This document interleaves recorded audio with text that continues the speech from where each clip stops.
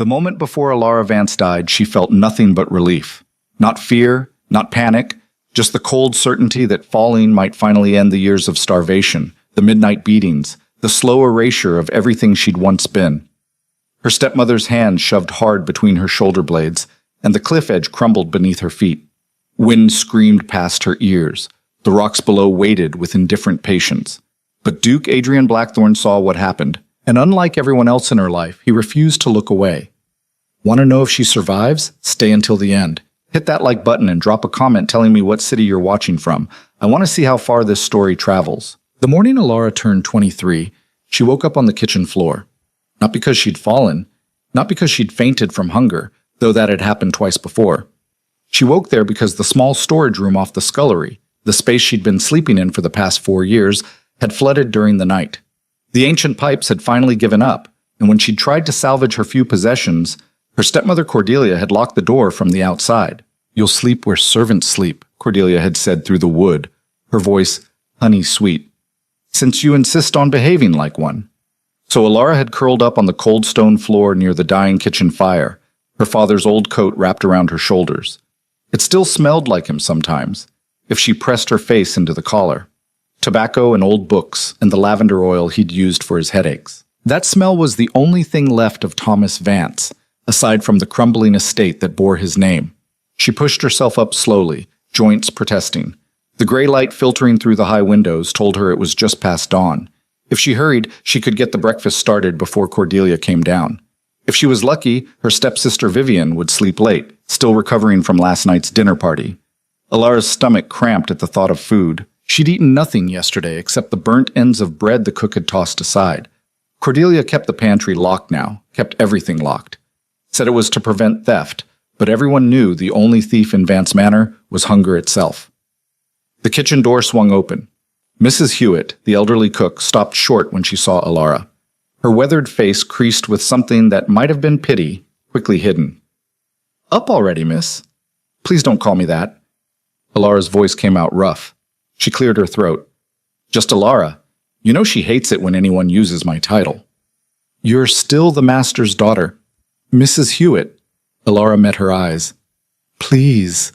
The old woman's jaw worked like she was chewing something bitter. Finally, she nodded. "There's porridge from yesterday. I can warm it." "I'll do it. You should rest your hip." "My hip is fine." "Your hip is never fine. You soak it with liniment every night. I can smell it." Mrs. Hewitt made a sound halfway between a laugh and a sigh. She lowered herself into the chair by the hearth, the movement careful. "Your father would be ashamed, seeing you like this." "My father is dead." Alara stirred the cold porridge, trying to make it look like something edible. "And if he'd lived, none of this would have happened." "You sound bitter." "I am bitter. I'm also cold, hungry, and sleeping on floors." She paused. "But at least I'm honest about it." The older woman watched her with those sharp gray eyes that missed nothing. "The Duke's coming today?" Alara's hand stilled on the spoon. "What?" "Duke Blackthorne. He sent word last week, said he'd be calling on the household to discuss the Northern Road contracts." Cordelia never mentioned. "Of course she didn't. Why would she tell you?" Mrs. Hewitt shifted in her chair. "But the whole staff knows. She's been in a state about it for days. Had poor Vivian fitted for 3 new dresses." Alara's mind raced. The Duke of Blackthorne rarely left his estate in the north. He was known for being ruthless in business, cold in demeanor, and entirely uninterested in the petty social machinations of provincial society. If he was coming here, it meant something significant. It also meant Cordelia would want Alara invisible. "She'll lock me in the cellar," Alara said quietly. "Probably. Or send me to the village on some errand that takes all day." "More likely." Mrs. Hewitt leaned forward. "But child, listen. This might be your chance." "My chance for what? To embarrass myself in front of a duke? To prove I'm exactly what Cordelia says I am? A burden? A failure? A girl who couldn't manage her own inheritance? To be seen." The cook's voice turned fierce. "Someone outside this house, someone with power. He could see what's happening here." Alara wanted to laugh, but it would have come out broken. "Mrs. Hewitt, men with power don't see girls like me. They see what they're told to see. And Cordelia is very good at telling stories. Before the old woman could respond, footsteps echoed in the hallway above. Sharp heels on marble. Cordelia was awake. Alara moved fast, abandoning the porridge, grabbing the ash bucket and brush. If Cordelia found her idle, there would be consequences. There were always consequences. She was halfway up the servant's stairs when the voice called down, "Alara!" She stopped, took a breath, turned. Cordelia Vance stood at the top of the stairs in a morning gown of deep emerald silk, her blonde hair perfectly arranged despite the early hour. She was beautiful the way a knife was beautiful, all clean lines and careful edges. When Alara's father had married her 8 years ago, everyone had called it a fairy tale. The wealthy widower and the graceful widow, each with a daughter forming a new family. No one wrote fairy tales about what happened after the wedding. "Yes, ma'am?" Cordelia's smile didn't reach her eyes. "The Duke of Blackthorn will be visiting this afternoon. You'll make yourself scarce." "I could help with preparations?" "You'll make yourself scarce," Cordelia repeated, each word precisely placed. "I've arranged for you to deliver some correspondence to the village. It's quite urgent. You'll leave within the hour." "The village is 6 miles. Then you'd better start walking." The smile sharpened. "Unless you'd prefer to stay. I'm sure the Duke would be fascinated to meet my dear stepdaughter. We could tell him all about how you manage the household accounts." "Oh wait, you don't, do you? Because the last time I trusted you with money, you spent it all on—" She paused delicately. "What was it again, dear?" Alara's throat tightened. She knew this game. Cordelia would reference the missing funds, the ones that had disappeared 3 years ago while Alara still had access to the estate accounts. Everyone believed Cordelia's version, that Alara had stolen from her own family, squandered money on frivolous things, proven herself unworthy of her inheritance. No one knew the truth, that Cordelia had forged the documents herself, that she'd needed Alara discredited before she could begin the legal process of transferring full control of the Vance estate to Vivian. "I'll leave for the village," Alara said quietly. "Good girl." Cordelia descended 2 steps, bringing them almost level. Up close, Alara could see the fine lines around her stepmother's eyes, the careful powder that concealed them. "And Alara? Don't hurry back. In fact, why don't you visit the old church? Spend some time in reflection, prayer perhaps, ask for guidance in becoming a better daughter." The mockery was subtle, layered under false concern. Cordelia had been perfecting this tone for years. Alara said nothing. She'd learned that silence was the only defense that couldn't be weaponized against her. "Oh, and take the old road. The main road is being prepared for His Grace's arrival. We can't have you underfoot, making things untidy." The old road added 2 miles to the journey. Alara would be walking for hours, likely missing both breakfast and lunch. By the time she returned, the Duke would be gone, and Cordelia's performance would be complete. "Yes, ma'am." Cordelia brushed past her, trailing expensive perfume. At the bottom of the stairs, she paused. "You know, there are orphanages that would take a girl like you, homes for the indigent. I've been generous, allowing you to stay. Some might say too generous." "Some might," Alara agreed, her voice empty. "Remember that." Then she was gone, her silk skirts whispering against the marble like secrets. Alara stood on the stairs, ash bucket in hand, and felt the familiar numbness settle over her. It was easier than rage, safer than hope. She'd survived 4 years of this by becoming small, quiet, forgettable. By accepting that the girl she'd been, Thomas Vance's beloved daughter, heir to a respectable estate, a young woman with prospects and plans, that girl was dead. This Alara was just trying to make it through another day. She delivered the ash bucket to the scullery, washed her hands and face in the cold water, and changed into her only decent dress. It had been good fabric once, before years of wear had faded it to a tired gray blue. The hem was carefully mended where she'd caught it on a fence. The sleeves were let down as far as they could go, but her wrists still showed, pale and thin. Mrs. Hewitt pressed a small bundle into her hands as she left. "Bread and cheese. Don't argue." "She'll notice it's missing." "I'll say the cat got it. Now go." The morning air bit cold as Alara stepped outside. October had turned the gardens brown, and the first frost had come last week. She pulled her father's coat tighter and started walking. Vance Manor sat on a hill overlooking the coast, connected to the village below by 2 roads. The main road was broad and well-maintained, curving elegantly through the countryside. The old road, the one Cordelia had assigned her, was narrow, rutted, and ran along the cliff edge for nearly a mile before cutting inland. Alara had always hated that stretch. The drop was sheer, the path crumbling in places, and the wind came off the ocean like it had personal grievances. But she walked it anyway, because she'd been told to, and because resistance had been beaten out of her so thoroughly, she sometimes forgot what it felt like.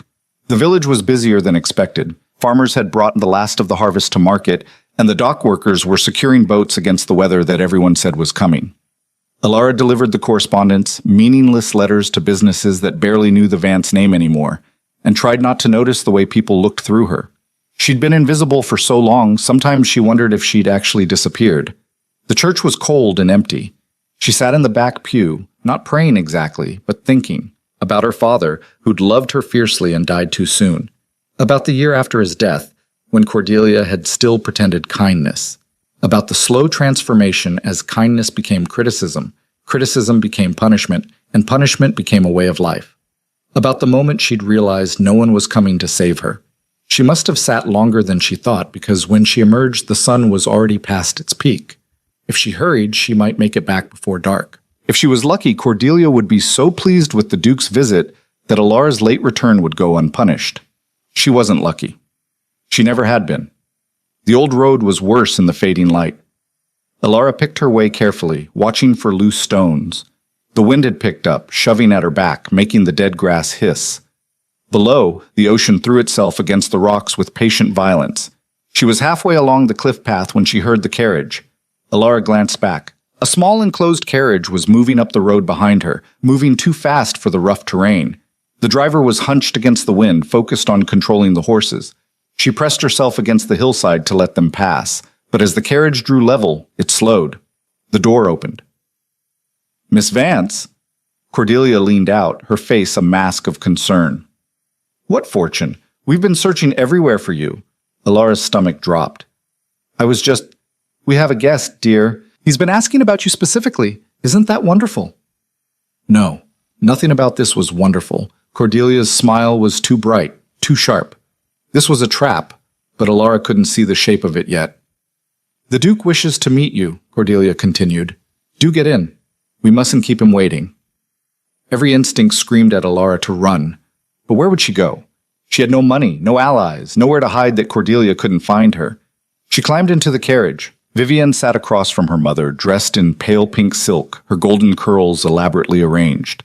She looked like a porcelain doll, pretty and perfect and entirely under Cordelia's control. "Hello, Alara," Vivian said softly. Vivian. They'd been friends once, sort of. Two girls thrust together by their parents' marriage, trying to make the best of it. But Cordelia had poisoned that too, turning Vivian into an extension of herself, teaching her that love was conditional and cruelty was strength. The carriage lurched forward. Alara grabbed the strap to steady herself. "The Duke has been most interested in the estate," Cordelia said conversationally. "He's considering investing in the northern roads, you know. It could mean significant prosperity for the region." "That's wonderful," Alara managed. "Yes, of course he wanted to meet all members of the household. I explained your circumstances, your preference for solitude, your difficulty with social situations." Cordelia's tone remained light, sympathetic. He was very understanding. Alara's hands clenched in her lap. Cordelia was building a narrative, carefully laying groundwork. Whatever was about to happen, she'd already crafted the story that would explain it. "Where are we going?" Alara asked. "The manor is the other direction." "We're taking the scenic route. The Duke wished to see the coastline." Lies. All lies. But Alara couldn't prove it, couldn't fight it, couldn't do anything but sit in the swaying carriage and wait for whatever came next. The carriage stopped. They were on the highest point of the cliff path, where the road narrowed to barely more than a cart track. On one side, the hill rose steep and rocky. On the other, nothing but air and 100-foot drop to the churning ocean. "Out," Cordelia said pleasantly. Alara didn't move. "Why?" "Because I told you to." The pleasantness cracked, showing the steel beneath. "Now." Vivian wouldn't meet her eyes. Alara climbed out slowly. The wind nearly knocked her down, shoving at her with massive hands. The driver stared straight ahead, his face carefully blank. Cordelia descended gracefully, her skirt snapping in the wind. She moved close to Alara, so close their faces were inches apart. "Do you know what the Duke asked me?" she said quietly, her voice barely audible over the wind. He asked why Thomas Vance's daughter was living like a servant. He asked if you were being cared for properly. He asked to speak with you directly. Alara's breath caught. Someone had noticed. Someone had questioned.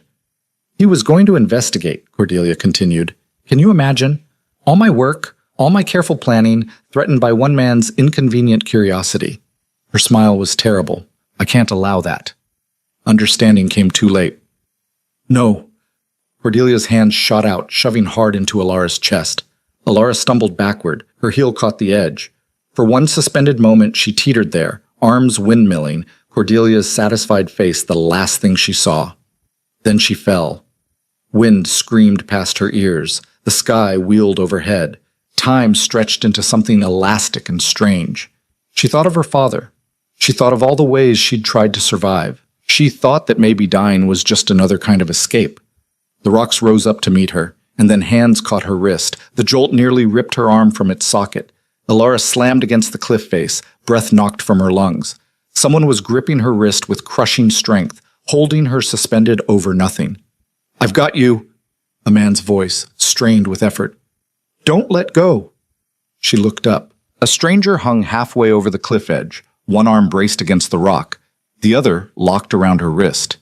He was dark-haired, sharp-featured, his gray eyes intense with focus.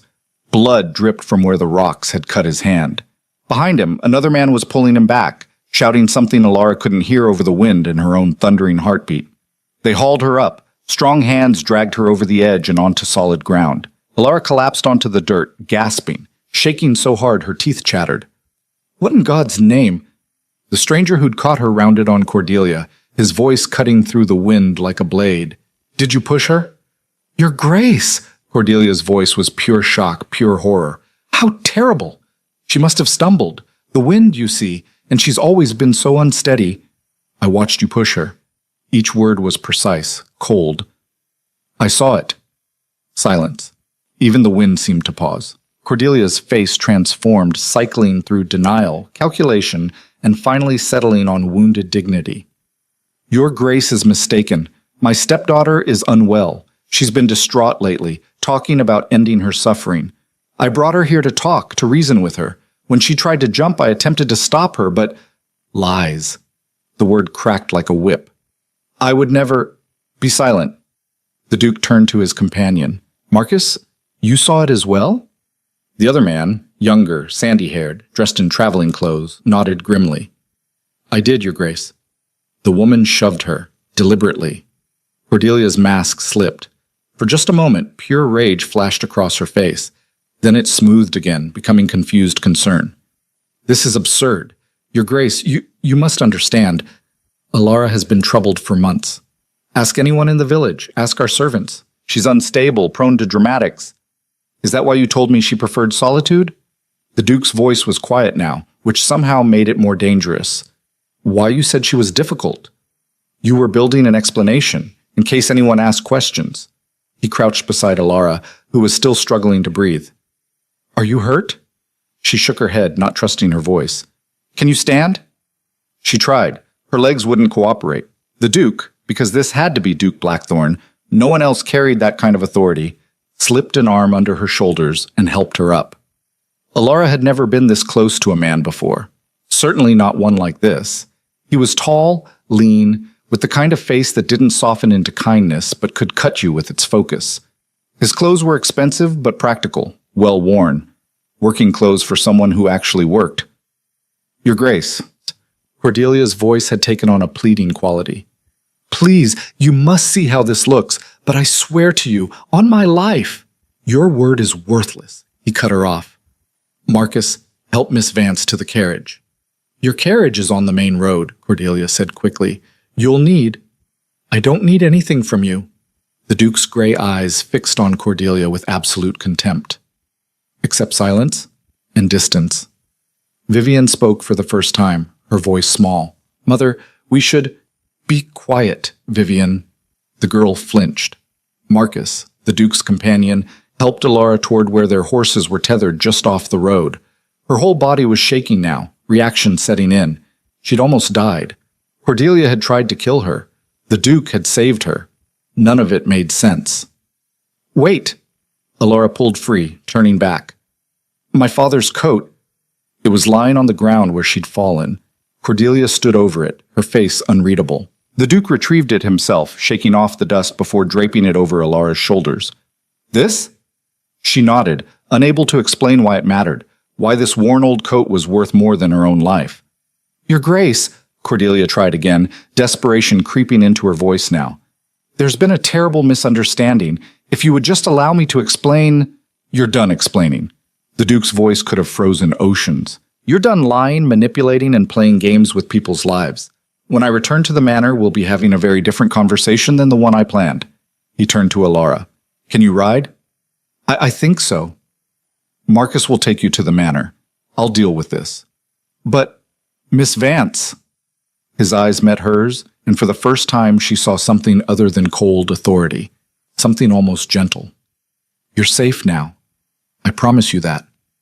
Promises were dangerous things. Alora had learned not to trust them, but standing there on the cliff path, her stepmother's hatred finally exposed, the ocean raging below, and this stranger offering protection, what choice did she have? She let Marcus help her onto his horse. As they started down the road, she looked back once. The Duke stood between her and Cordelia like a wall. Behind him, Vivian was crying silently in the carriage. Cordelia's mask had finally shattered completely, showing the fury beneath. And Alora realized something. She wasn't afraid anymore. Not of Cordelia. Not of what came next. Not even of hoping. For the first time in 4 years, someone had seen the truth. Someone had acted. Someone had refused to look away. The horse's steady rhythm carried her toward whatever came next, and Alora wrapped her father's coat tighter around her shoulders and let herself believe, just for a moment, that she might actually survive this. That she might even deserve to. The thought was radical, dangerous, fragile as new ice. But it was hers, and for now that was enough. The ride back to Vance Manor felt longer than the distance justified. Marcus didn't speak, which Alora was grateful for. She couldn't have formed words if she'd tried. Her mind kept replaying the moment. Cordelia's hands against her chest, the weightless terror of falling, the certainty that it was finally over. Except it wasn't over. Someone had caught her. The manor appeared through the trees, its gray stone walls stark against the darkening sky. Alora had grown up here, played in these gardens, run through these halls. Once upon a time, it had felt like home. Now it looked like a prison she'd miraculously escaped. Servants stood clustered near the entrance, their faces uncertain. Word had already spread. Something had happened with the Duke. Miss Alora had been involved. No one knew what to do. Mrs. Hewitt pushed through the group, her weathered face creasing with relief when she saw Alora. "Child, you're hurt." "I'm fine." "You're bleeding." Alora looked down. Her palms were scraped raw where she'd hit the cliff face. Blood had soaked through her sleeves at the elbows. She hadn't even noticed. "Come inside," Mrs. Hewitt said firmly. "We'll get you cleaned up." His Grace said to wait, Marcus interjected quietly. "He wants to speak with Miss Vance when he returns. Then he can speak to her after she's been tended to."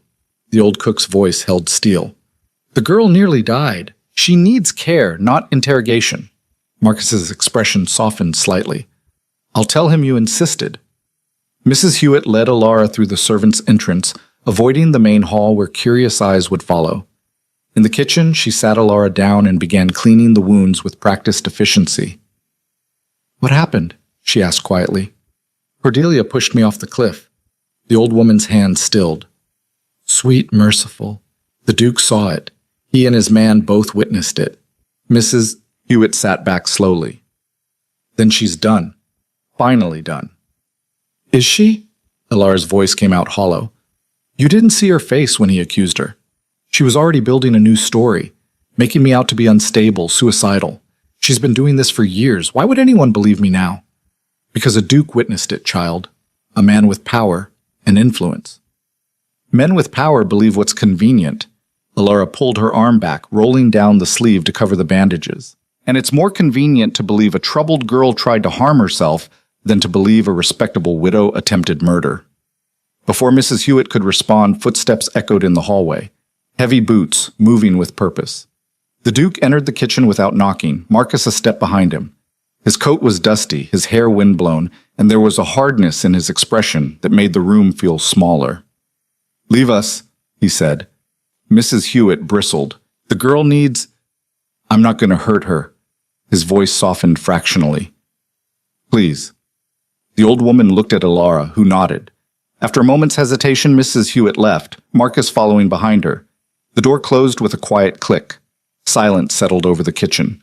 The Duke pulled out a chair and sat across from Alara, his movements deliberate. Up close, she could see he was younger than she'd first thought, perhaps 30, though his eyes held the weariness of someone who'd lived harder years than that. How long? He asked. How long what? How long has she been doing this to you? Alara's throat tightened. Doing what, Your Grace? Don't. The word was gentle but firm. I saw the way you flinched when she spoke, the way you expected to be hit. I saw how thin you are, how worn your clothes. I saw... He stopped, jaw tightening. Just tell me how long. 4 years, Alara heard herself say. Since about 6 months after she married my father. And your father? Dead, riding accident. Though now I wonder... The Duke's expression darkened. You think she killed him? I don't know, maybe. Or maybe she just got lucky. Alara laughed, but it sounded wrong. Either way, once he was gone, there was no one left to protect me. What about other family, friends? Surely someone noticed... Noticed what? That I stopped attending social functions. Cordelia told everyone I was shy, difficult, preferred solitude. That I'd had a breakdown after father died and needed quiet to recover. The words spilled out faster now, years of silence breaking. She was so careful, so patient. First she isolated me. Then she discredited me, made it look like I'd stolen from the estate accounts. By the time anyone might have questioned it, I was already the problem daughter. The burden. The girl who couldn't be trusted. The Duke was very still, listening with an intensity that made Alara feel exposed, seen in a way she hadn't been in years. The servants knew, she continued. Mrs. Hewitt, some of the others. But what could they do? She controls everything, their wages, their positions. Speaking up meant losing their livelihoods. Someone should have spoken up anyway. That's easy to say when you're not starving. He flinched like she'd struck him. You're right. I apologize. Alara blinked. In her experience, men like him didn't apologize, didn't admit fault. Why did you come here today? Business. The Northern Road contracts. He leaned back in his chair. Your stepmother has been petitioning for months to have the main route redirected through Vance land. It would have meant significant income for the estate. Let me guess. She was very convincing. She was professional, prepared, knew exactly what arguments to make. His mouth twisted. But something felt wrong.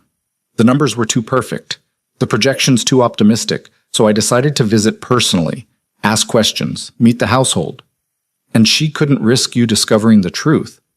No, though I suspect if I hadn't witnessed the attempt on your life, she would have found ways to keep us from meeting. Send you away on errands, claim you were ill, construct barriers. He paused. What would you have done if I'd left without seeing you? Alara considered the question honestly. Survived, like I always do, until I couldn't anymore. That's not survival, that's slow death. Sometimes they're the same thing, Your Grace. Something shifted in his expression, not pity exactly, but a kind of grim recognition, like he understood more than he was saying. Adrian, he said abruptly, I'm sorry? My name is Adrian. You don't have to call me Your Grace every sentence. That wouldn't be proper, but proper. He laughed, but there was no humor in it. The woman who tried to murder you today has been welcomed into society, treated with respect, given power over your life, all because it was proper. Forgive me if I don't care much for propriety right now. Alara didn't know what to say to that. She folded her hands in her lap, feeling the ache of her scraped palms. What happens now? She asked quietly. Now I make sure you're protected, and I make sure she faces consequences for what she's done. You can't prove it. Not really. It's your word against hers, and she'll have a dozen explanations ready. She always does. Adrian's eyes narrowed. Then we'll find proof. Documents, witnesses, evidence of the abuse. There is no evidence. She was too careful. There's always evidence. He stood, pacing the kitchen like a caged animal. Financial records showing how she's been draining the estate. Testimony from servants about how you've been treated. The fact that you're living like this. He gestured at her worn dress, her thin frame. While she and her daughter wear silk and eat well. None of that proves she tried to kill me. It establishes pattern, motive. It shows a woman capable of cruelty. Alara watched him pace, this stranger who'd saved her life and now seemed determined to fix everything. It was almost funny. Almost tragic.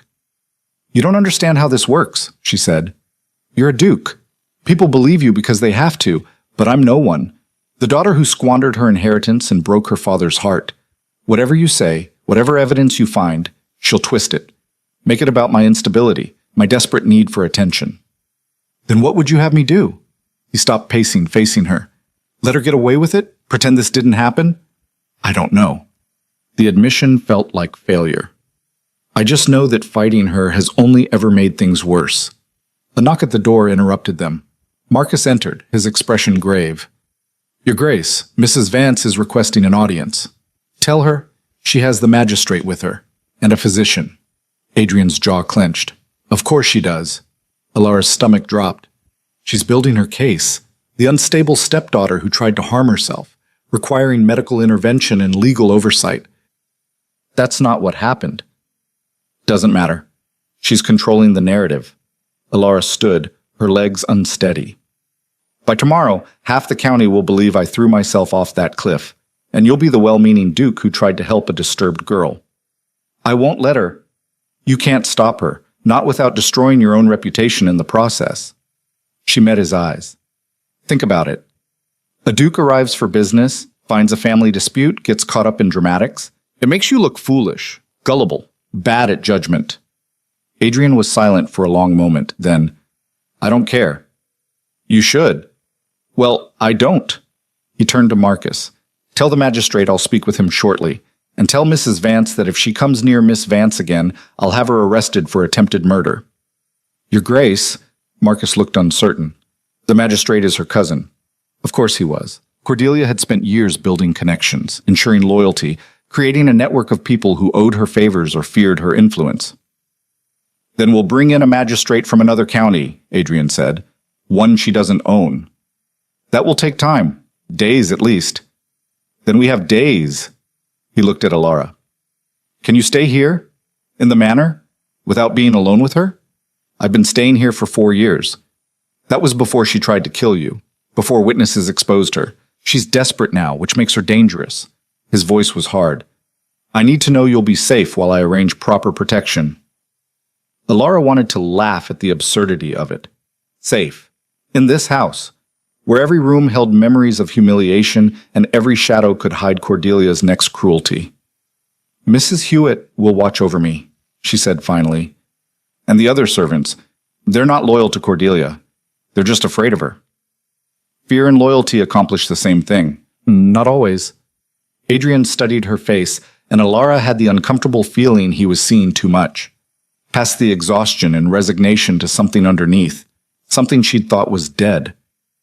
"I'm going to fix this," he said quietly. "I know you don't believe me. I know you've learned not to trust promises, but I'm going to fix it anyway." Before she could respond, he left, Marcus trailing behind him. Alara sat back down heavily. Her hands were shaking again. The kitchen felt too large and too small all at once. Mrs. Hewitt returned, her face tight with worry. "The magistrate is asking questions, and that physician Cordelia brought, he's saying you need to be evaluated, suggesting you might be a danger to yourself." "She works fast." "Child, this is serious. If they declare you unfit, then Cordelia gets everything.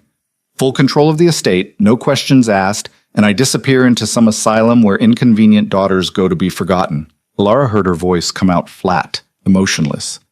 "It's actually quite clever. The Duke won't allow him. The Duke is one man. Cordelia has spent years building her power here. He's fighting on her territory with her pieces, playing her game."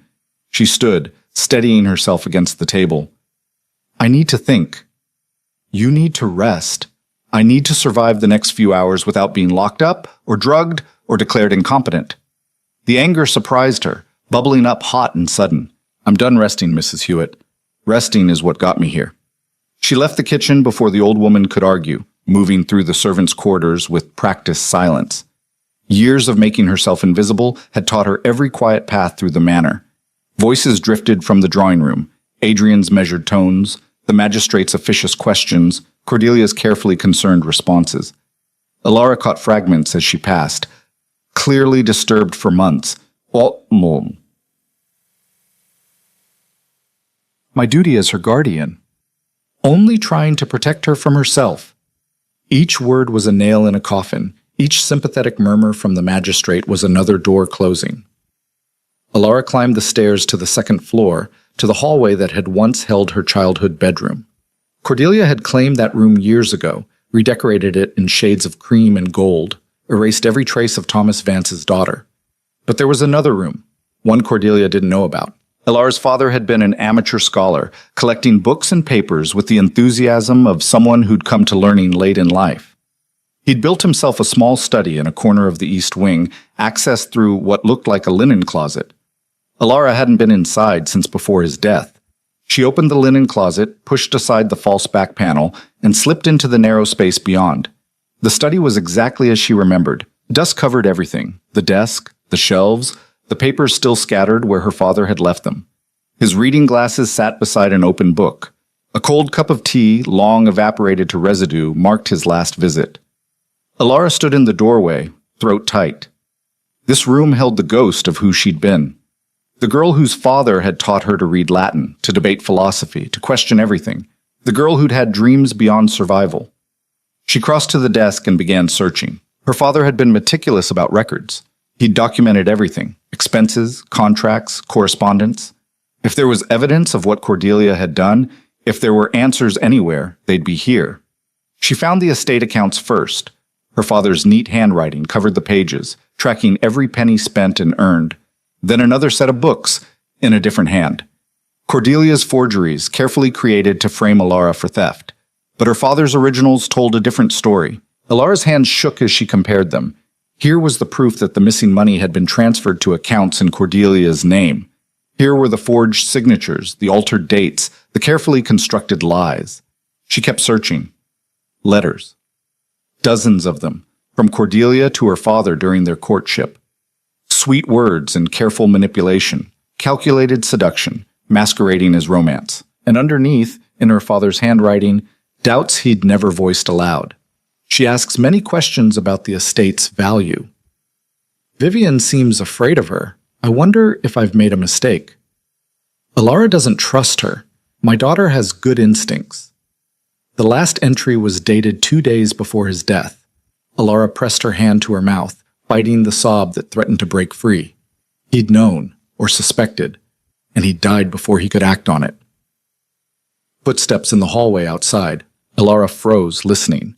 The steps were light, hesitant, not Cordelia's sharp heels or the heavy tread of men's boots. Alara? Vivian's voice was barely a whisper. Are you here? For a long moment, Alara didn't answer. Vivian was Cordelia's daughter, Cordelia's creature. Anything Alara said would be reported back. Please, I need to talk to you. Against her better judgment, Alara emerged from the study. Vivian stood in the hallway, still dressed in her pink silk, her perfect curls disheveled. She'd been crying. What do you want? To apologize. Vivian's voice cracked. For not stopping her, for not speaking up, for being a coward. You're her daughter. What were you supposed to do? Something, anything. Vivian wrapped her arms around herself. I knew what she was doing to you. I saw it every day. And I told myself it wasn't my fault, that I couldn't help, that speaking up would just make her angry at me too. You were right, it would have. That doesn't make it acceptable. Vivian met her eyes, and for the first time, Alara saw something real there. Not the porcelain doll her mother had crafted, but a frightened girl trapped in a role she'd never chosen. She's downstairs right now, telling the magistrate you're insane. She has documents prepared, papers that will give her full control of your inheritance and have you committed to an institution. I know. The Duke is fighting it, but the magistrate is already convinced. Mother's been paying him for years. Vivian's hands twisted in her skirts. She's going to win, Alara. Unless what? Unless someone testifies against her. Someone she can't discredit or control. Vivian took a shaky breath. Someone like her own daughter. Alara stared at her. She'd destroy you. I know. She'd cut you off, turn society against you, make your life hell. I know. Vivian's chin lifted, and in that moment she looked stronger than Alara had ever seen her. But I can't be part of this anymore. I can't watch her do this and stay silent. Why now? Why not years ago? Because I was afraid. The admission came out raw. Because I was weak. Because I told myself that being comfortable was worth more than being honest. Vivian's eyes glistened.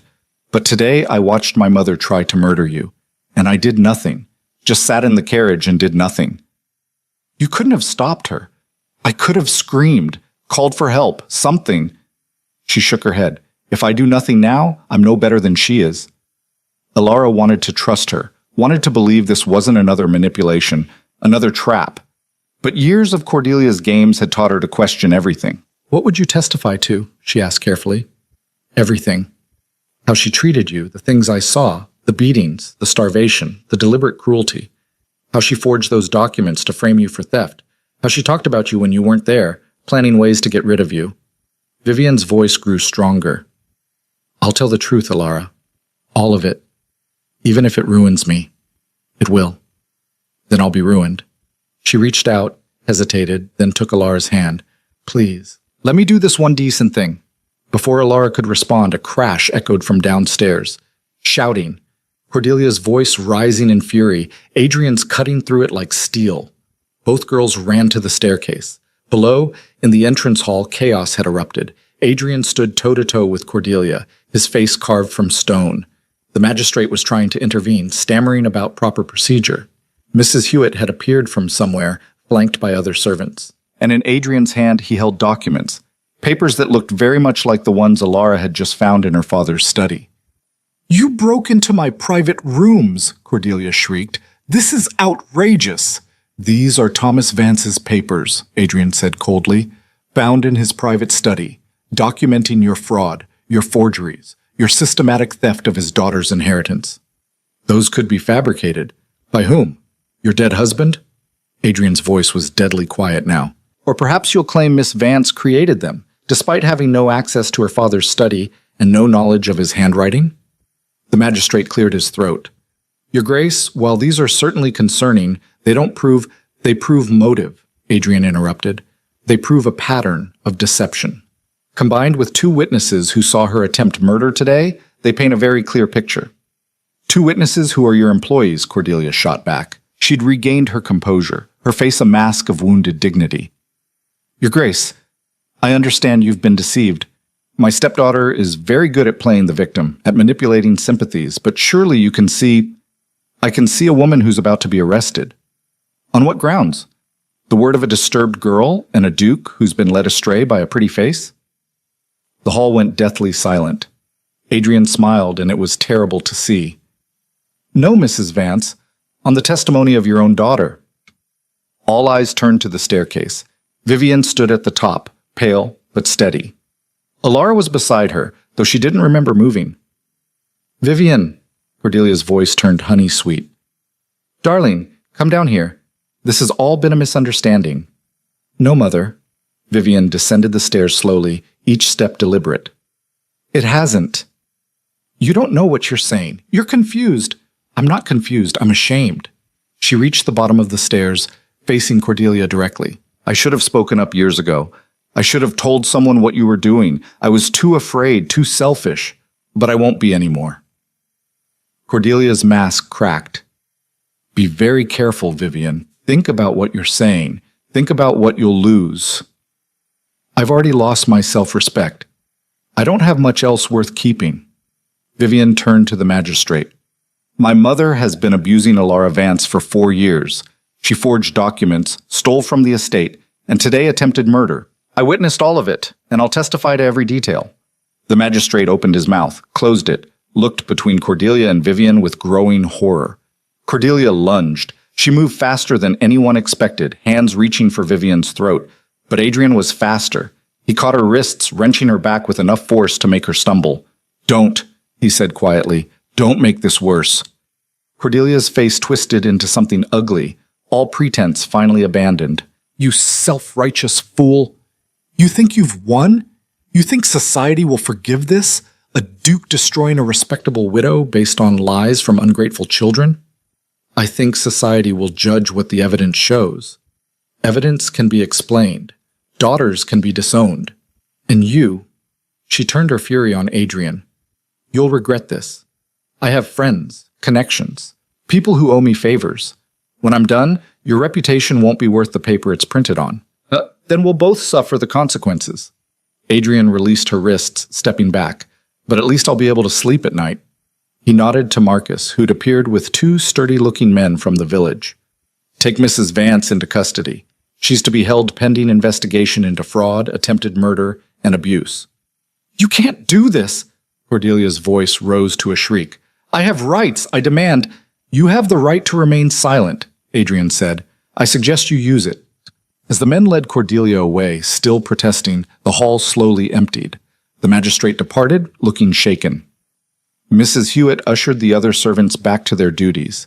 Vivian sank onto the bottom step, shaking so hard her teeth chattered. Alara knelt beside her. Thank you. Don't thank me. Not yet. Vivian's voice was barely audible. She was right about one thing. This is going to destroy me. Then we'll be destroyed together. Vivian laughed wetly. That's supposed to be comforting? It's honest. Adrian approached them, his expression softer now. Miss Vivian, what you did took tremendous courage. It took tremendous guilt. She wiped her eyes. I should have done it years ago. But you did it now. That matters. Alara stood, facing him. Her legs felt like water, her head light. Everything that had happened in the last few hours was crashing down on her at once. The attempted murder, the confrontation, the impossible hope that maybe, finally, things might change. What happens now? She asked. Now we make sure the legal proceedings are handled properly. I'll bring in an independent magistrate, ensure the evidence is documented correctly, arrange for proper testimony. He paused. And I'll make sure you're protected. Both of you. From Cordelia's connections? Her friends? From anyone who tries to continue her work. His gray eyes held hers. You're not alone anymore, Alara. Neither of you are. The words should have brought comfort. Instead, they terrified her. Being alone, she understood. Being alone meant no expectations, no failures, no hope to be crushed. Having someone on her side meant vulnerability. It meant trusting. It meant the possibility of loss. I don't know how to do this, she admitted quietly. Do what? Be rescued. Be protected. Be... She gestured helplessly. Not alone. Adrian's expression turned gentle. Then we'll figure it out together. One day at a time. Outside, the wind picked up, rattling the manor's windows. Storm clouds gathered on the horizon, dark and heavy with rain. Inside, Alara stood between her stepsister and the Duke who'd saved her life, surrounded by the wreckage of everything she'd known, and felt something she hadn't felt in 4 years. Not hope exactly. Not yet. But possibility. And for now, that was terrifying enough. The storm broke an hour later, rain lashing against the windows with enough force to rattle the frames. Alara stood in what had been her father's study, watching water stream down the glass, feeling like the weather was finally matching the chaos inside her chest. Adrian had left to arrange accommodations in the village. Somewhere neutral, he'd said, away from the manor and its ghosts. Vivian was in her room packing what she could carry, moving with the mechanical efficiency of someone in shock. The servants moved through the halls, speaking in hushed voices, uncertain what rules still applied now that Cordelia was gone. Alara should have felt relieved, victorious even. Instead, she felt untethered, like a boat cut loose from its moorings with no idea which way the current would take it. You should eat something. Mrs. Hewitt appeared in the doorway, carrying a tray. Real food this time. Bread that wasn't burnt, cheese that wasn't moldy, tea that steamed in the cup. I'm not hungry. You haven't eaten properly in years. Your stomach's probably forgotten what food looks like. The old woman set the tray down firmly. Eat anyway. Alara picked up the bread, more to satisfy Mrs. Hewitt than from any real appetite. It tasted like dust in her mouth. Everything felt wrong. Too quiet, too still, like the eye of a hurricane where you knew the worst was still coming. The staff is worried, Mrs. Hewitt said, settling into a chair with a wince. Her hip was bothering her again. About their positions, about what happens to the manor now. I don't know what happens now. You're the heir. It's your estate. The words didn't feel real. Alara had spent so long being nothing, owning nothing, that the idea of suddenly having power felt like a trick, like something that would be snatched away the moment she reached for it. Cordelia's been managing everything for years. I don't even know what state the finances are in, what debts there might be, what... She stopped, overwhelmed. I can't do this. You can. You're your father's daughter. My father trusted the wrong woman and it killed him. Mrs. Hewitt's expression softened. Your father was a good man who made one mistake.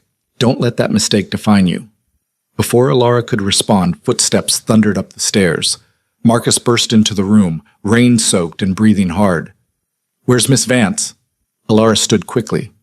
What's wrong? It's Mrs. Vance. She's escaped. The words hung in the air for a moment, not quite making sense. How? Mrs. Hewitt demanded. She was under guard.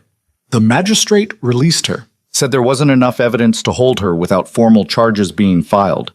Marcus's face was grim. By the time we found out, she'd already left the village, taken a horse and disappeared. Alara's blood went cold. Where's Vivian? Still in her room, last I saw. Alara was moving before he finished the sentence, running down the hallway with her heart hammering against her ribs. Cordelia wouldn't just run. She'd been exposed, humiliated, stripped of everything she'd built, and Cordelia had never taken defeat gracefully. She'd want revenge first. Vivian's door was open. The room beyond was dark, curtains drawn against the storm. Alara stepped inside, squinting in the gloom. Vivian? No answer. She moved deeper into the room, navigating around furniture she knew by memory. The wardrobe stood open, half empty. Vivian's traveling bag lay on the bed, partially packed. Then Alara saw the window, open despite the rain, curtains whipping in the wind, and blood on the windowsill. No! The word came out strangled. She rushed to the window, leaning out into the storm. Below, the garden stretched dark, and rain swept. No sign of movement, no figure running across the grounds. But there, caught on the trellis below the window, a scrap of pink silk. Marcus appeared behind her, swearing when he saw the open window. She took her. Cordelia took her own daughter. We have to find them. In this weather? In the dark? Marcus shook his head. We don't even know which direction they went. Then we search all directions. Alara turned to face him, and something in her voice must have been fierce because Marcus actually stepped back. That woman has spent 4 years making my life hell. I'm not letting her hurt anyone else. Miss Vance, be reasonable. I'm done being reasonable. Reasonable got me starved and beaten and nearly killed. Now someone help me find a lantern and a coat, or get out of my way. Mrs. Hewitt appeared in the doorway, her face pale. The horses are gone, all of them except the old mare, and she's lame. Alara wanted to scream, wanted to put her fist through the wall, through something, anything. But rage wouldn't help Vivian. Rage was what Cordelia expected, wild emotion that could be used against her. She forced herself to think. Where would Cordelia go? Not the village, where Adrian had allies. Not the main roads, where she could be easily followed. Somewhere isolated, somewhere she could hide, or the cottage. Alara's breath caught.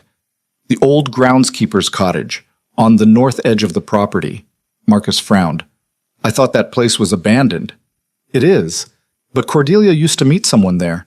I saw her once about a year ago when I was gathering wood. Alara grabbed her father's coat from where it hung over a chair. She didn't know I saw, but I watched her go inside, and whoever she was meeting, they stayed for hours. That doesn't mean it's isolated. It's on Vance property, so she'd know the path even in the dark, and it's close to the cliff paths. Alara's stomach twisted. If she wanted to hurt Vivian to make a point about betrayal, she didn't finish the sentence, didn't need to. Marcus was already moving toward the stairs.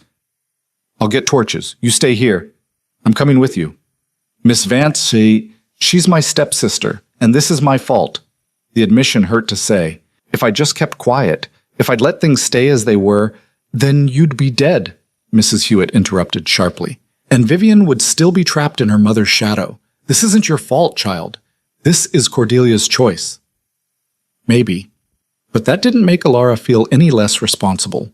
They gathered what they could. 2 working lanterns, rain cloaks, a knife from the kitchen that Mrs. Hewitt pressed into Alara's hand despite her protests. Marcus sent one of the stable boys running to the village to alert Adrian, though in this weather it would take time for anyone to arrive. Time they might not have. The path to the old cottage was barely visible, overgrown with brambles and slick with rain. Alara led the way, her lantern throwing wild shadows across the trees. Every sound made her jump, branches cracking, rain hammering leaves, the distant boom of thunder over the ocean.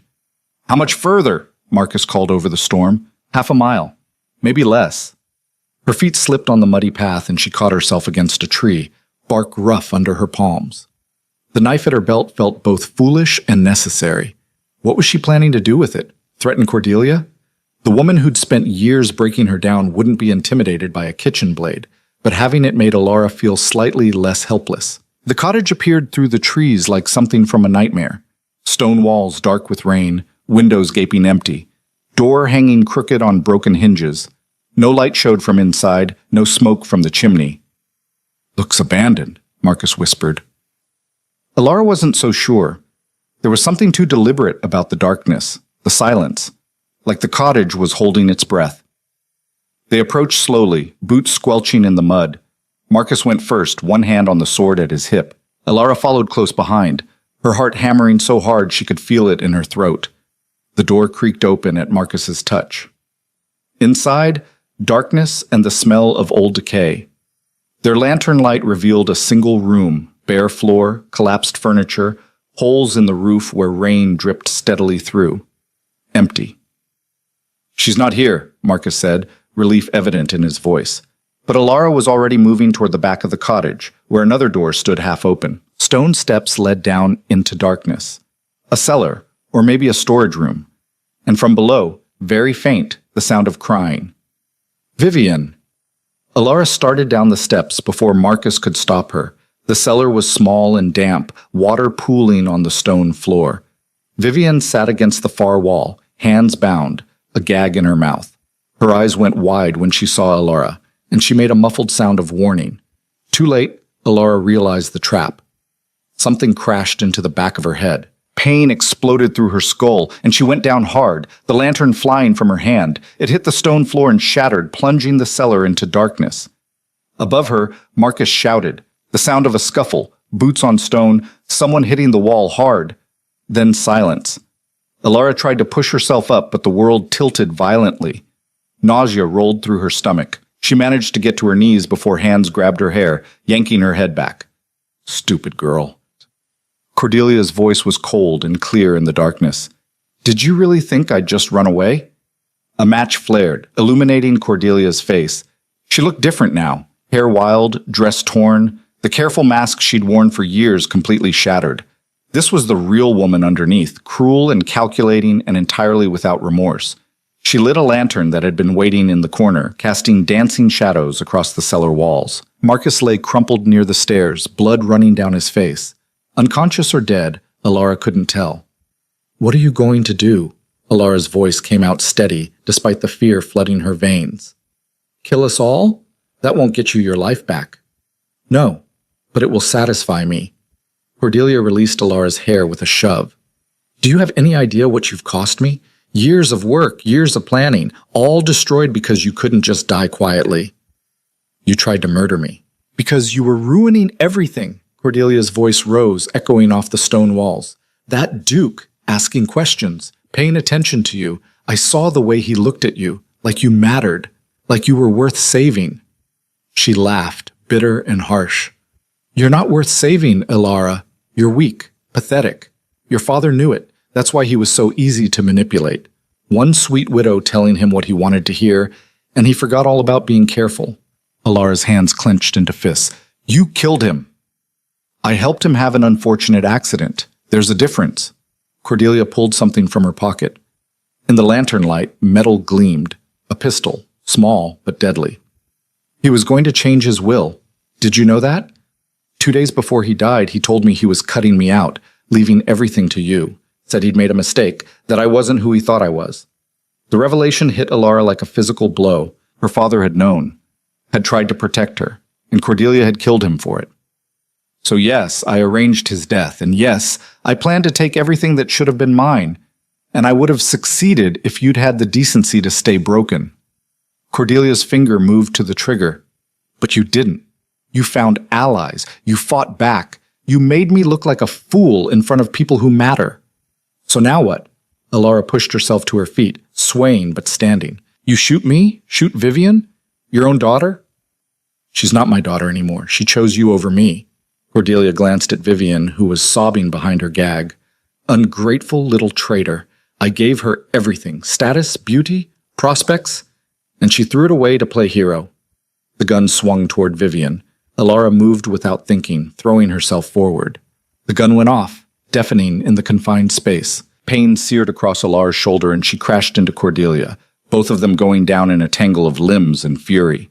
They hit the ground hard. Alara felt her injured shoulder scream in protest, but she held on, grappling for the gun. Cordelia was stronger than she looked, driven by desperation and rage. Her fingers dug into Alara's throat, cutting off air. Black spots danced across Alara's vision. She couldn't breathe, couldn't think. Her hand found the knife at her belt, and she pulled it free, slashing wildly. The blade caught Cordelia's arm and the woman screamed, releasing her grip. Alara gasped for air, rolling away. Her shoulder was bleeding, warm blood soaking through her sleeve. The gun had skittered away somewhere in the darkness. Cordelia was already moving, scrambling toward where the pistol had fallen. Alara lunged after her, tackling her from behind. They crashed into the wall, stone scraping skin. I should have killed you years ago, Cordelia hissed, elbowing Alara in the ribs. Should have made it look like an illness, something slow and quiet. You should have left me alone. Alara got an arm around Cordelia's throat, pulling back hard. Should have taken what you had and been satisfied. I'm never satisfied. That's what makes me strong and you weak.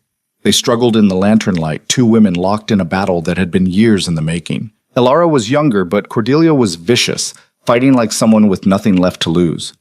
Footsteps on the stairs made them both freeze. Adrian appeared in the doorway, taking in the scene with a single glance. Marcus unconscious, Vivian bound and sobbing, Alara and Cordelia locked together with blood on both of them. Let her go, he said quietly. Cordelia laughed. Or what? You'll shoot me? We both know you won't. You're right, I won't.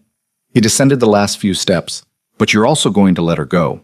Because if you don't, I'll make sure everyone knows exactly what you are. Every detail, every crime, every manipulation. I'll destroy whatever reputation you have left.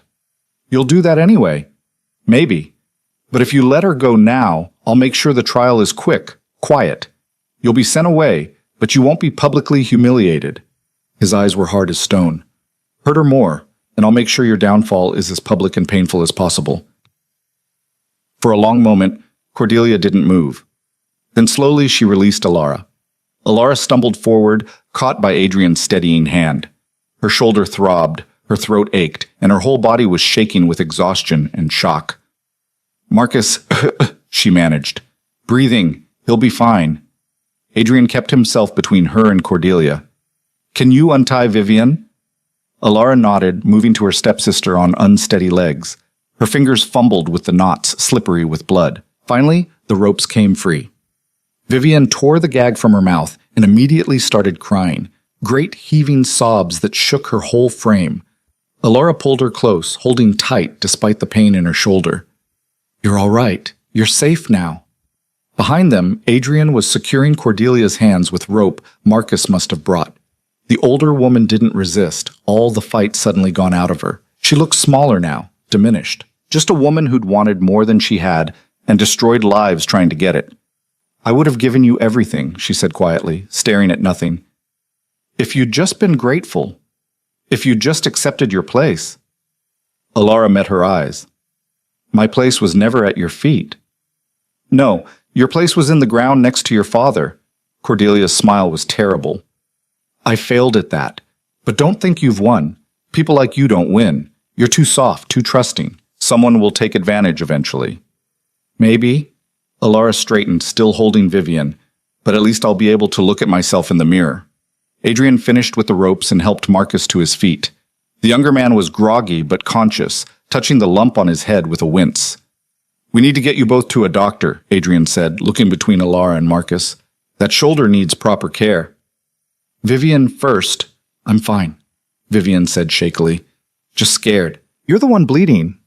Alara looked down. Her sleeve was soaked through, blood dripping onto the floor. The adrenaline was wearing off now, replaced by a deep, throbbing pain that made her vision swim. Can you walk? Adrian asked. I think so.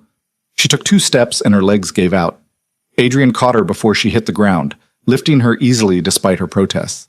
I can walk. You can't. Stop arguing. His voice was gentle despite the words.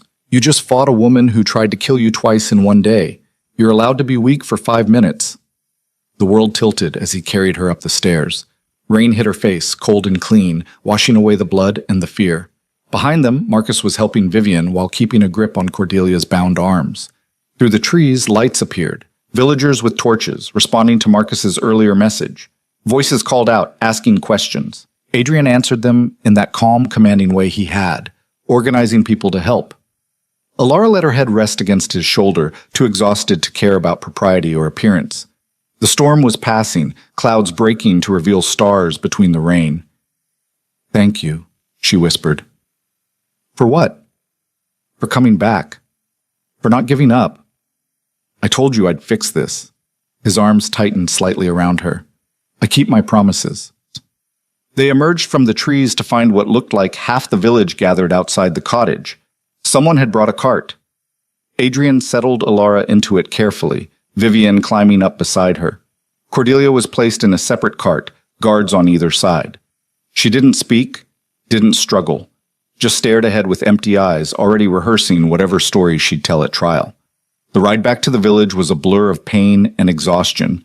Someone gave Alara water. Someone else wrapped a proper bandage around her shoulder. Vivian held her hand the whole way, not speaking, just being there. The village doctor was waiting when they arrived, a stern older woman who took one look at Alara's shoulder and started issuing orders. The bullet had grazed rather than embedded, she announced. Painful but not serious. It would heal. Everything would heal, given time. Alara sat in the doctor's surgery while her wound was cleaned and properly dressed, listening to the rain finally stop outside. Vivian was in the next room being examined for injuries. Adrian was somewhere coordinating with the new magistrate, a man from the county seat who had no connection to Cordelia. For the first time in 4 years, Alara was safe. The realization should have brought relief. Instead, she felt numb, empty, like she'd spent so long bracing for the next blow that she didn't know how to exist without that constant tension. You'll need to rest, the doctor said, securing the last of the bandages. No heavy lifting, no strenuous activity, and you need proper food, proper sleep. You're half-starved. I know. Then start taking care of yourself. You survived for a reason. Don't waste it. Alara nodded, not trusting her voice. Adrian found her afterward, sitting on the doctor's porch watching the stars emerge. He settled beside her without asking permission, close enough that their shoulders almost touched. Cordelia's being held in the magistrate's office. She'll be transferred to the county jail tomorrow. He paused. The new magistrate wants your testimony. Vivian's too. Says with the evidence we have, there's enough for multiple charges: fraud, attempted murder, conspiracy. Will it stick? Yes, I'll make sure of it. Alara believed him. Adrian had that quality. When he said something would happen, you trusted it would. What happens to the estate? She asked. To Vance Manor? It's yours. Always was, legally. Cordelia never had a legitimate claim. Your father's will was clear. She just managed to convince everyone otherwise. He looked at her. You could sell it, start fresh somewhere else. I could. But you won't. It was my father's home, his legacy. Alara pulled her father's coat tighter around her shoulders. I can't just abandon it. Even after everything that happened there, especially after everything that happened there, someone needs to make it a home again. Might as well be me. Adrian smiled, small but genuine. You're stronger than you think. I'm terrified. That's not mutually exclusive. They sat in comfortable silence, listening to the village settle for the night. Somewhere nearby, a dog barked. Someone laughed. Normal sounds of normal life, continuing on despite the drama that had unfolded. What made you come back? Alara asked. To the cottage, I mean. We sent word, but you arrived so fast. I never left. Marcus was supposed to secure accommodations, but I stayed nearby, watching. Adrian's expression turned grim. I knew Cordelia wouldn't just run. People like her, they need the last word. I was afraid she'd come back for you or Vivian. You were right. I wish I'd been wrong. Alara turned to look at him properly. In the lamplight, his face was all sharp angles and tired eyes. He'd risked a lot for her, his reputation, his time, possibly his life in that cellar. Why? The question came out before she could stop it. Why what? Why help me? You didn't know me, had no obligation. You could have walked away from all of this. Adrian was quiet for a long moment. When he spoke, his voice was careful. 5 years ago, my sister died. She was married to a man who seemed respectable, charming. Behind closed doors, he was a monster. His jaw tightened. She tried to tell people. No one believed her. They said she was dramatic, seeking attention, causing problems in a good marriage. What happened? She killed herself. Left a note explaining everything, the abuse, the isolation, the ways he'd systematically destroyed her. Adrian's hands clenched into fists. After she died, people finally believed her, started investigating, found evidence she'd been telling the truth all along. I'm sorry. I'm not telling you this for sympathy. I'm telling you so you understand why I couldn't walk away. He met her eyes. When I saw Cordelia push you, when I heard the way she spoke about you, I saw my sister. Saw what happens when people in power decide someone doesn't matter. Alara didn't know what to say to that. The weight of his grief, his guilt, his determination, it was too much to absorb. You saved me because of her, she said quietly. I saved you because it was right. My sister just made sure I wouldn't hesitate. He stood, offering his hand. Come on, the doctor said you need rest. Alara let him help her up, wincing as her shoulder protested. Everything hurt, her head, her throat, the bullet graze, but underneath the pain was something else. Something that felt dangerously like hope. They walked back toward the inn where rooms had been prepared. Vivienne was already there, Mrs. Hewitt fussing over her despite the girl's protests. The familiar sounds of care and concern washed over Alara as she entered. This was what safety felt like, what family could be. Adrian stopped at the door to her room. If you need anything, I know, thank you. He nodded and turned to leave. Adrian? The name felt strange in her mouth, too familiar, too intimate, but he'd asked her to use it. Your sister, what was her name? Catherine. Why? I just wanted to know, wanted to remember who I owe my life to. His expression softened. You don't owe her anything, but I think she would have liked you. Then he was gone, leaving Alara alone in a room with clean sheets, warm blankets, and a lock on the door that actually worked. She should have slept, should have rested like everyone kept insisting. Instead, she stood at the window, watching the village at night, thinking about tomorrow and the day after and all the days stretching out ahead of her. Days where she'd have to rebuild her life. Days where she'd have to face the consequences of Cordelia's actions and her own choices. Days where she'd have to figure out who Alara Vance was when she wasn't just surviving. The thought was overwhelming, but for the first time in 4 years, it was also exciting. She was free. Truly, completely free. And she had no idea what to do with that freedom. Somewhere in the darkness, a clock struck midnight. A new day beginning. A new life waiting. Alara pressed her hand against the cool glass and made herself a promise. Whatever came next, she would face it standing up. No more cowering, no more accepting, no more making herself small. Cordelia had tried to erase her, had nearly succeeded. But Alara was still here, still breathing, still fighting. And that would have to be enough. For now. The door to her room burst open. Alara spun, heart hammering, reaching instinctively for the knife she no longer carried. But it was only Vivian, pale and shaking, her eyes wild with fear. She's gone, Vivian gasped. My mother, they just came to tell me. Someone helped her escape from the magistrate's office. They don't know who, but she's gone, and they found a note. She thrust a crumpled paper at Alara. The handwriting was Cordelia's, sharp and precise. This isn't over. You took everything from me. Now I'll take everything from you, both of you, starting with what you love most. Alara's blood turned to ice. Adrian, where's Adrian? They ran. Alara's shoulders screamed in protest with every step, but she didn't slow down.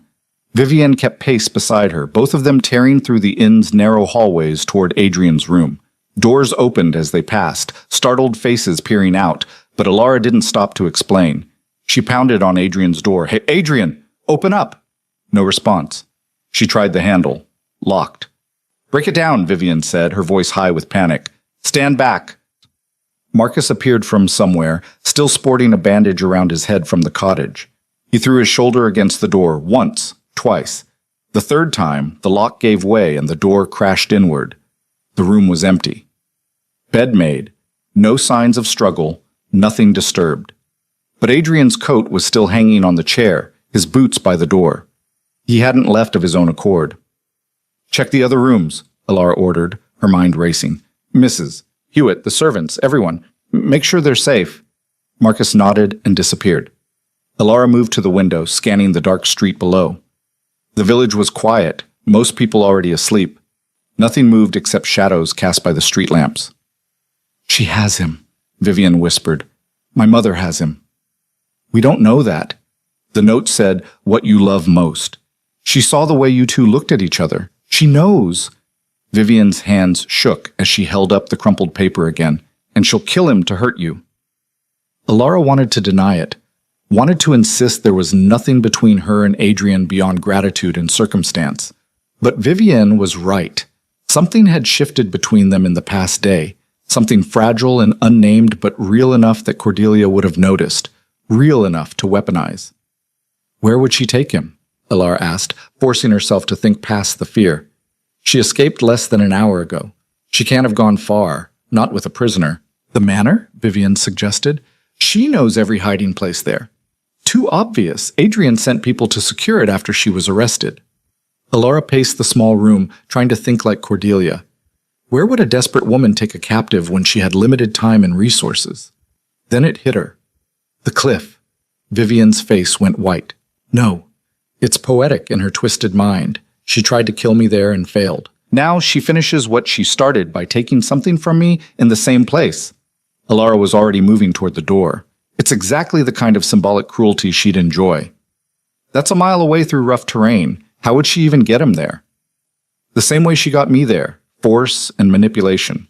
Tell him someone's hurt, someone needs help, anything to get him moving. Once they're isolated.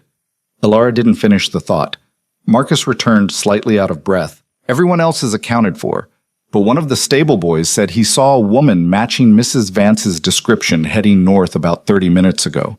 She had a man with her, looked like he was injured or drugged. North, toward the cliffs. Get horses, Alara said. Whatever you can find. And weapons. Anything. Miss Vance, you're in no condition. I don't care. The words came out sharp as broken glass. That woman has taken everything from me. My father, my home, 4 years of my life. I'm not letting her take one more thing. Now get the horses or get out of my way. Something in her voice must have convinced him because Marcus nodded and left without further argument. Alara turned to Vivian. You should stay here. Absolutely not. She's your mother. This is going to be... I know exactly what it's going to be. That's why I'm coming. Vivian's jaw set in a way that reminded Alara eerily of Cordelia. She's going to prison for the rest of her life if she's lucky. If not, she'll hang. Either way, I need to face her. Tell her to her face that I'm done being her daughter. There was no time to argue. They met Marcus in the street where he'd managed to procure 3 horses and a collection of improvised weapons. A hunting rifle, 2 knives, and a heavy walking stick that could double as a club. The magistrate's gathering a proper search party, Marcus said as they mounted. But that'll take time we don't have. Then we don't wait. Alara took the rifle despite never having fired one in her life. It felt heavy and foreign in her hands, but having it was better than going unarmed. They rode hard through the darkness, following the path toward the cliffs. The moon was up now, nearly full, casting everything in silver and shadow. Alara's shoulder throbbed with each jarring step the horse took, but she gritted her teeth and held on. The path narrowed as they climbed, forcing them to slow down. Below, the ocean roared against the rocks, loud enough to drown out conversation. Above, the sky stretched vast and uncaring.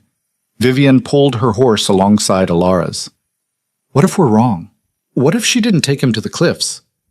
Then we keep looking until we find him. And if we're too late? Alara didn't answer. Couldn't. The possibility sat in her chest like a stone, but acknowledging it out loud would make it too real. They rounded a bend, and Marcus held up a hand, signaling them to stop. He dismounted quietly, examining something on the ground. When he looked up, his face was grim. Fresh tracks, 2 people, one dragging their feet, heading toward the overlook. The overlook.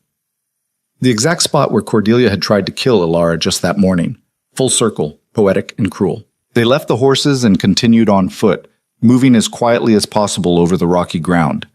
The path became treacherous here, barely more than a ledge with a sheer drop on one side. One wrong step and it was 100 feet down to the rocks below.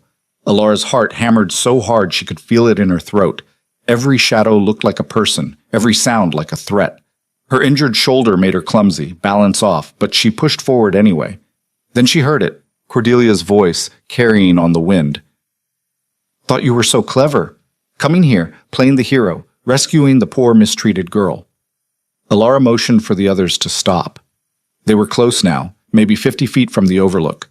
She could see figures moving in the moonlight, 2 people standing near the cliff's edge. "Mrs. Vance, this is pointless." Adrian's voice, strained but steady. "Even if you kill me, you won't escape. The entire county is looking for you." "I don't need to escape. I just need to make them hurt the way they made me hurt." Cordelia's laugh was high and brittle. "You think you saved her? You just gave her hope. And when I take you away, when she has to live knowing she got you killed, that's a wound that will never heal." Ilara felt Vivian tense beside her. She put a hand on her stepsister's arm, squeezing gently. Not yet. They needed to get closer, needed to see the situation clearly before making a move. They crept forward, using the rocks for cover. Now Ilara could see them properly. Adrian standing at the very edge of the cliff, Cordelia behind him with something pressed against his back. A knife, probably, or maybe another gun. Adrian's hands were bound in front of him. Blood ran down the side of his face from a wound at his temple. But he was standing, alert, watching Cordelia with the careful attention of someone looking for an opening. "You know what the ironic part is?" Cordelia was saying. "I actually admired you at first. A duke who did his own investigating, who didn't just trust what he was told. I thought we might have worked well together." "Work together how?" "Partnership. You provide legitimacy and connections. I provide strategy and ruthlessness. We could have built something remarkable." She laughed again. "But then you had to go and develop a conscience. Had to care about some pathetic girl who was never going to amount to anything. That pathetic girl survived 4 years of your abuse and still has more integrity than you'll ever possess." The knife pressed harder into his back. "Careful. You're in no position to insult me. I'm in a position where nothing I say matters. You're going to kill me regardless." Adrian's voice was calm, almost conversational. "So forgive me if I use my last words to tell you exactly what I think of you." Ilara was close enough now to see Cordelia's face, twisted with rage and something that might have been pain. She looked smaller than she had in the manor, diminished by desperation and the knowledge that she'd already lost. "You want to know what I think?" Adrian continued. "I think you're terrified, not of punishment or justice, but of being forgotten. You've spent your whole life trying to be important, to matter. And the thought that you might just disappear, that's what really scares you." "Shut up. That's why you can't just run away. Why you had to come back, had to make some grand gesture. Because if you just disappeared, who would remember Cordelia Vance? Who would care?" "I said shut up." Cordelia shoved him forward, closer to the edge. Adrian stumbled, his bound hands making it impossible to catch himself properly. He went down on one knee, inches from the drop. Ilara raised the rifle without thinking, sighting down the barrel at Cordelia's back. Her hands shook. The weapon felt impossible, like trying to hold thunder. "Don't," Marcus whispered beside her. "You might hit his grace." He was right. Even if Ilara knew how to shoot, which she didn't, the angle was wrong.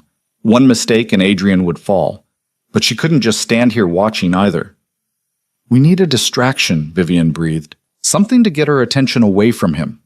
Before Ilara could respond, Vivian was moving, stepping out from behind the rocks into the moonlight. "Mother!"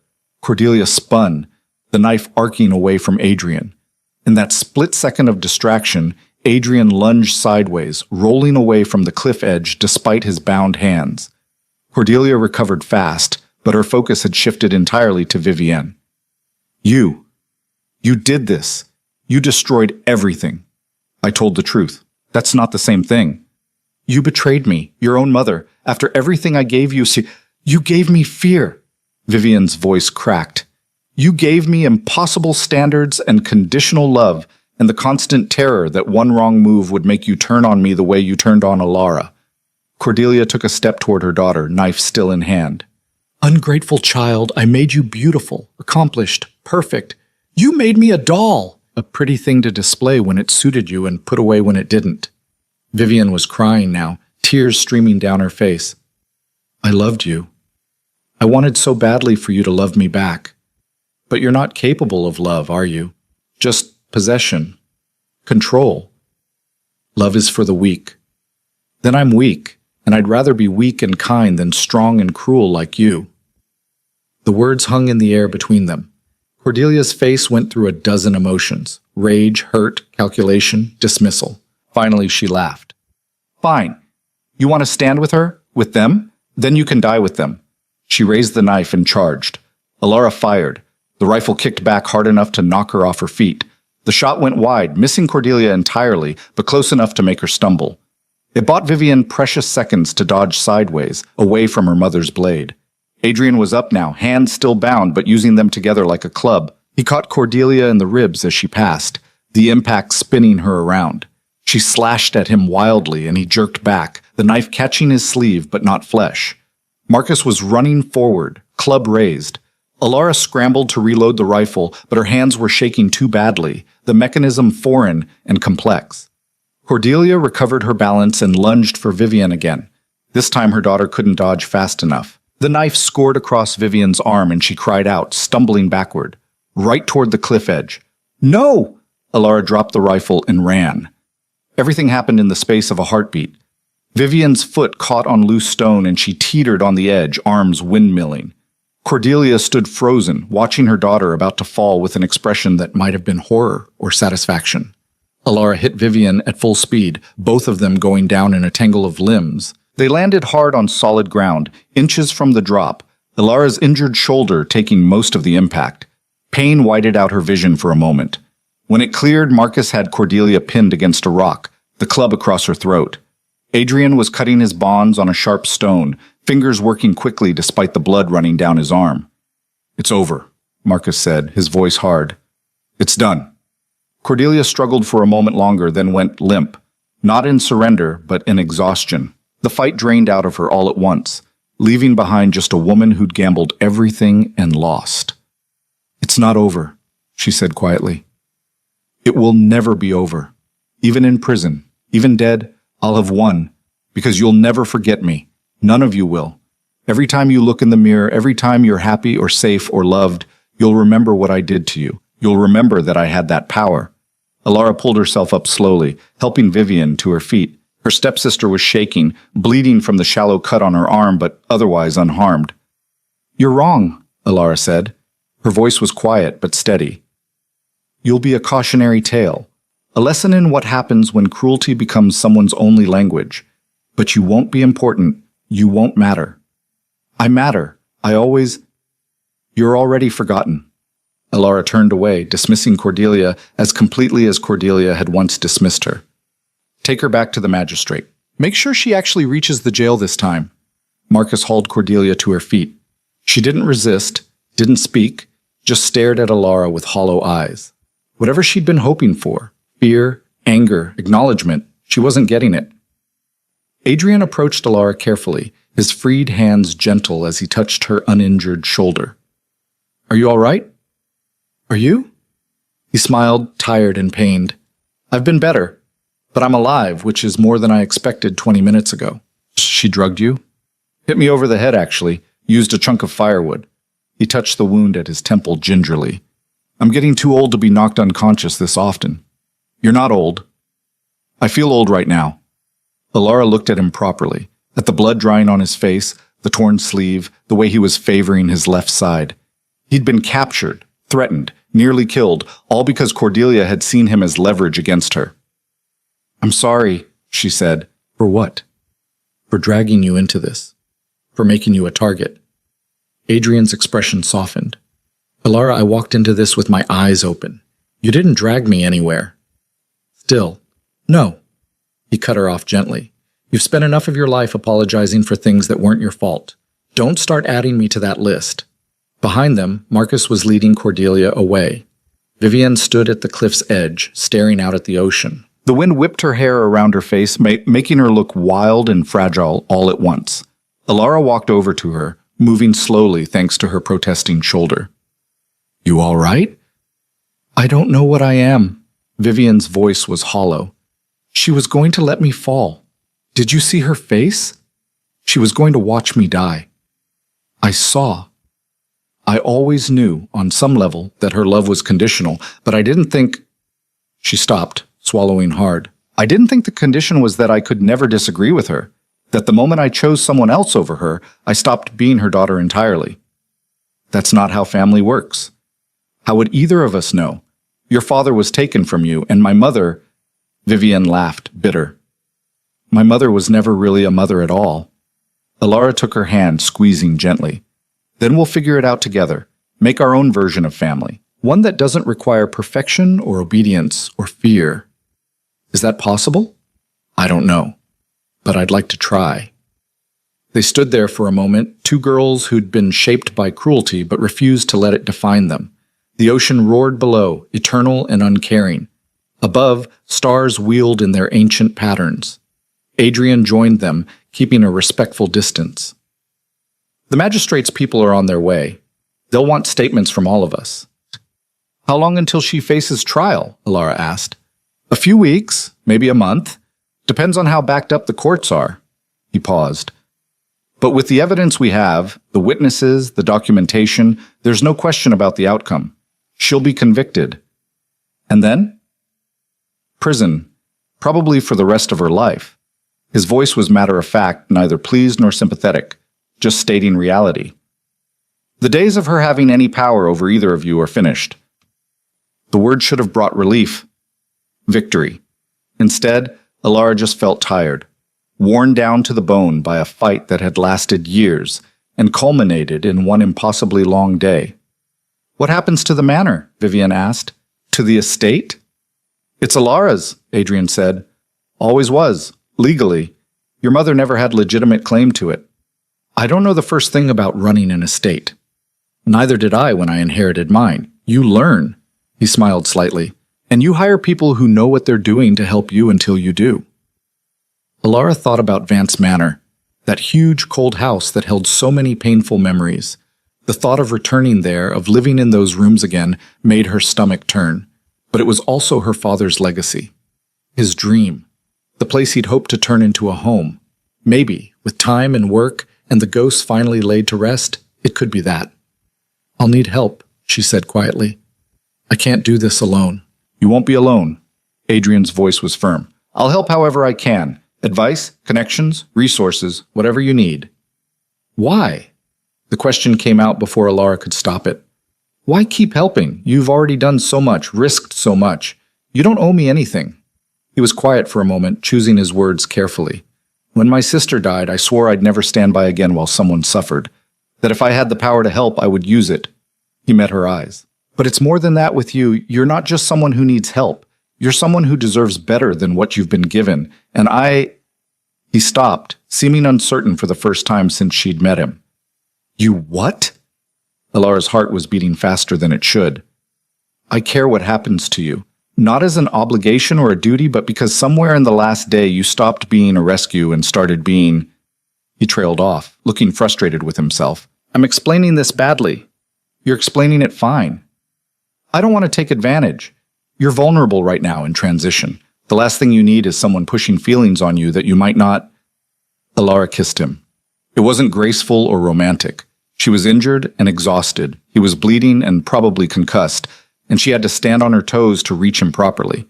But when their lips met, something clicked into place. Something that felt right in a way very little had felt right in years. When they broke apart, Adrian looked stunned. "Oh. Oh." Alara couldn't help but smile despite everything. "That's all you've got?" "I was trying to be respectful. Appropriate." A smile tugged at his mouth. "You're making that difficult." "Good." Vivienne cleared her throat loudly. "I'm still standing right here." "Sorry," Alara said, not feeling sorry at all. "Don't be. It's about time one of us did something impulsive that wasn't terrible." Vivian's smile was watery but genuine. Just warn me next time so I can look away. Voices drifted up from the path below, the magistrate's people finally arriving. Reality was reasserting itself, demands and questions and the messy work of justice. But for just this moment, standing on the cliff where everything had almost ended, Alara let herself feel hopeful. Not the fragile, frightened hope of someone afraid to want anything, but the solid, determined hope of someone who'd survived hell and came out still capable of choosing kindness, still capable of choosing to try. The magistrate himself appeared, slightly out of breath from the climb. He was younger than Alara expected, with sharp eyes that took in the scene efficiently. "Miss Vance, Your Grace.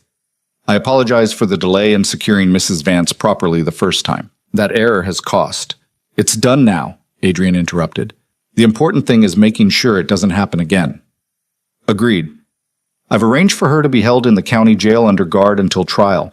No visitors, no correspondence, no possibility of escape or outside influence." He pulled out a notebook. "I'll need full statements from each of you about tonight's events, as well as anything else relevant to the charges against her." They spent the next hour going over everything: the escape, the note, the confrontation at the cliff. The magistrate wrote it all down in meticulous detail, occasionally asking clarifying questions. By the time they were done, the sky was starting to lighten in the east. Dawn coming whether they were ready for it or not. The ride back to the village was quiet. Alara's shoulder had gone from painful to numb, which probably wasn't a good sign. Vivian rode beside her, silent and withdrawn. Adrian kept looking over at them like he was making sure they were still there, still real, still alive. The doctor was waiting at the inn, roused from her bed by the commotion. She took one look at the three of them and started issuing orders. "You," she pointed at Adrian, "sit down before you fall down. That head wound needs proper cleaning. You," turning to Vivian, "let me see that arm. And you," her finger landed on Alara, "you were supposed to be resting." What part of no strenuous activity was unclear? "The part where someone was in danger," Alara said. Brave and stupid often look the same. But the doctor's hands were gentle as she examined Alara's shoulder. "You've torn some of the stitching. Nothing catastrophic, but it'll scar worse now." "I can live with scars." "Apparently." The doctor rebandaged the wound with quick efficiency. "Now actually rest. I mean it this time. No more heroics for at least 24 hours. Alara nodded, too exhausted to argue. The adrenaline had worn off completely, leaving behind bone-deep fatigue that made even standing feel like too much work. Mrs. Hewitt appeared with food, real food, warm and plentiful. Bread and cheese and soup that steamed in the bowl. Alara ate mechanically, barely tasting it, while conversation swirled around her. Finally, the doctor declared them all patched up enough to sleep and shooed everyone out except the patients. Alara found herself back in her room, the same room she'd left in a panic what felt like years ago, but had only been hours. She should sleep. Her body was screaming for it, every muscle heavy with exhaustion. But her mind wouldn't settle, kept replaying the events of the night in fragmented loops. A soft knock on the door interrupted her spiraling thoughts. "Come in." Adrian entered, looking slightly better now that the blood had been cleaned from his face and his wounds properly dressed. He'd changed shirts, though his hair was still disheveled and there were shadows under his eyes that hadn't been there yesterday. "Couldn't sleep either?" he asked. "Too much has happened. My brain can't catch up." He nodded understanding and settled into the chair by the window. For a moment they just sat in comfortable silence. "About earlier," Adrian said finally, "on the cliff. I don't want you to think I expect anything. You were overwhelmed, emotional, and I—" "Stop," Alara interrupted. "Don't explain away something that felt real to me. I'm not trying to. I just want you to know there's no pressure, no obligation." He ran a hand through his hair, making it even messier. "You've spent years having every choice taken from you. I won't be another person doing that." Alara studied his face, the careful honesty there, the genuine concern. He meant every word. Would step back if she asked, disappear from her life if she said that's what she wanted, which was exactly why she didn't want him to. "What if I want the obligation?" she asked. "What if I'm tired of having no expectations, no connections, nothing tying me to anyone?" "Then we figure it out, slowly, at whatever pace feels right." He smiled. "I'm not going anywhere, Alara. There's no rush." "Promise?" "Promise." She believed him. which was remarkable considering how thoroughly her ability to trust had been destroyed. But Adrian had earned it, through action, through consistency, through showing up even when it was difficult or dangerous. "Thank you," she said quietly, "for everything. For seeing me when no one else did. For believing me. For—" her voice caught. "For making me remember that I'm worth fighting for." "You were always worth fighting for. I just made sure you knew it." The sun was fully up now, light streaming through the window. A new day, bright and impossible. Alara felt the weight of everything that had happened settling over her, not crushing, but present, real. "What happens now?" she asked. "Now you rest, then you heal. Then you decide what kind of life you want to build." Adrian stood, moving toward the door. "And I'll be here, helping however I can, if you want me to be. I want you to be." His smile was genuine, warm enough to chase away some of the exhaustion. "Then that's settled. Get some sleep, Alara. Tomorrow will still be there when you wake up." He left, closing the door gently behind him. Alara lay back on the bed, staring at the ceiling, and for the first time in 4 years felt something like peace. Not the absence of pain, her shoulders still throbbed, her body still ached, and the emotional wounds would take far longer to heal than the physical ones. But the knowledge that she'd survived, that she'd fought back and won, that the future, whatever it held, belonged to her now. She fell asleep thinking about tomorrow, and the day after, and all the days stretching out ahead of her like an unmarked road. Days she'd get to choose for herself. Days that were finally, completely hers. Days that were finally, completely hers. When Alara woke, it was late afternoon and someone had left food on the table beside her bed, more of Mrs. Hewitt's careful tending. The bread was still warm, which meant the old woman had been checking on her throughout the day. Alara sat up slowly, testing her shoulder. It hurt, but the pain was manageable now. Familiar. She'd lived with worse for years. She ate the bread and cheese, drank the water that had been left for her, and then stood at the window looking out at the village. Life was continuing below, merchants closing their shops, children running home for supper, normal existence carrying on like the world hadn't tilted sideways in the past 2 days. Maybe that was the point. The world kept turning whether you were drowning or finally learning to breathe. A knock at the door. Vivian entered without waiting for an answer, looking better than she had last night, but still pale, still shaken. "The trial's been scheduled," she said without preamble. 2 weeks from now. The magistrate says it's unusually fast, but the Duke pulled some strings." "Of course he did." Vivian sat on the edge of the bed, twisting her hands in her lap. "I don't know if I can do it. Stand up in front of everyone and testify against her. Tell the whole county what kind of person my mother is." "You can." "How do you know?" "Because you already did the hardest part. You already chose to tell the truth when it would have been easier to stay silent." Alara joined her on the bed. "The rest is just details. Details that will destroy what's left of my reputation, make me an outcast. Maybe.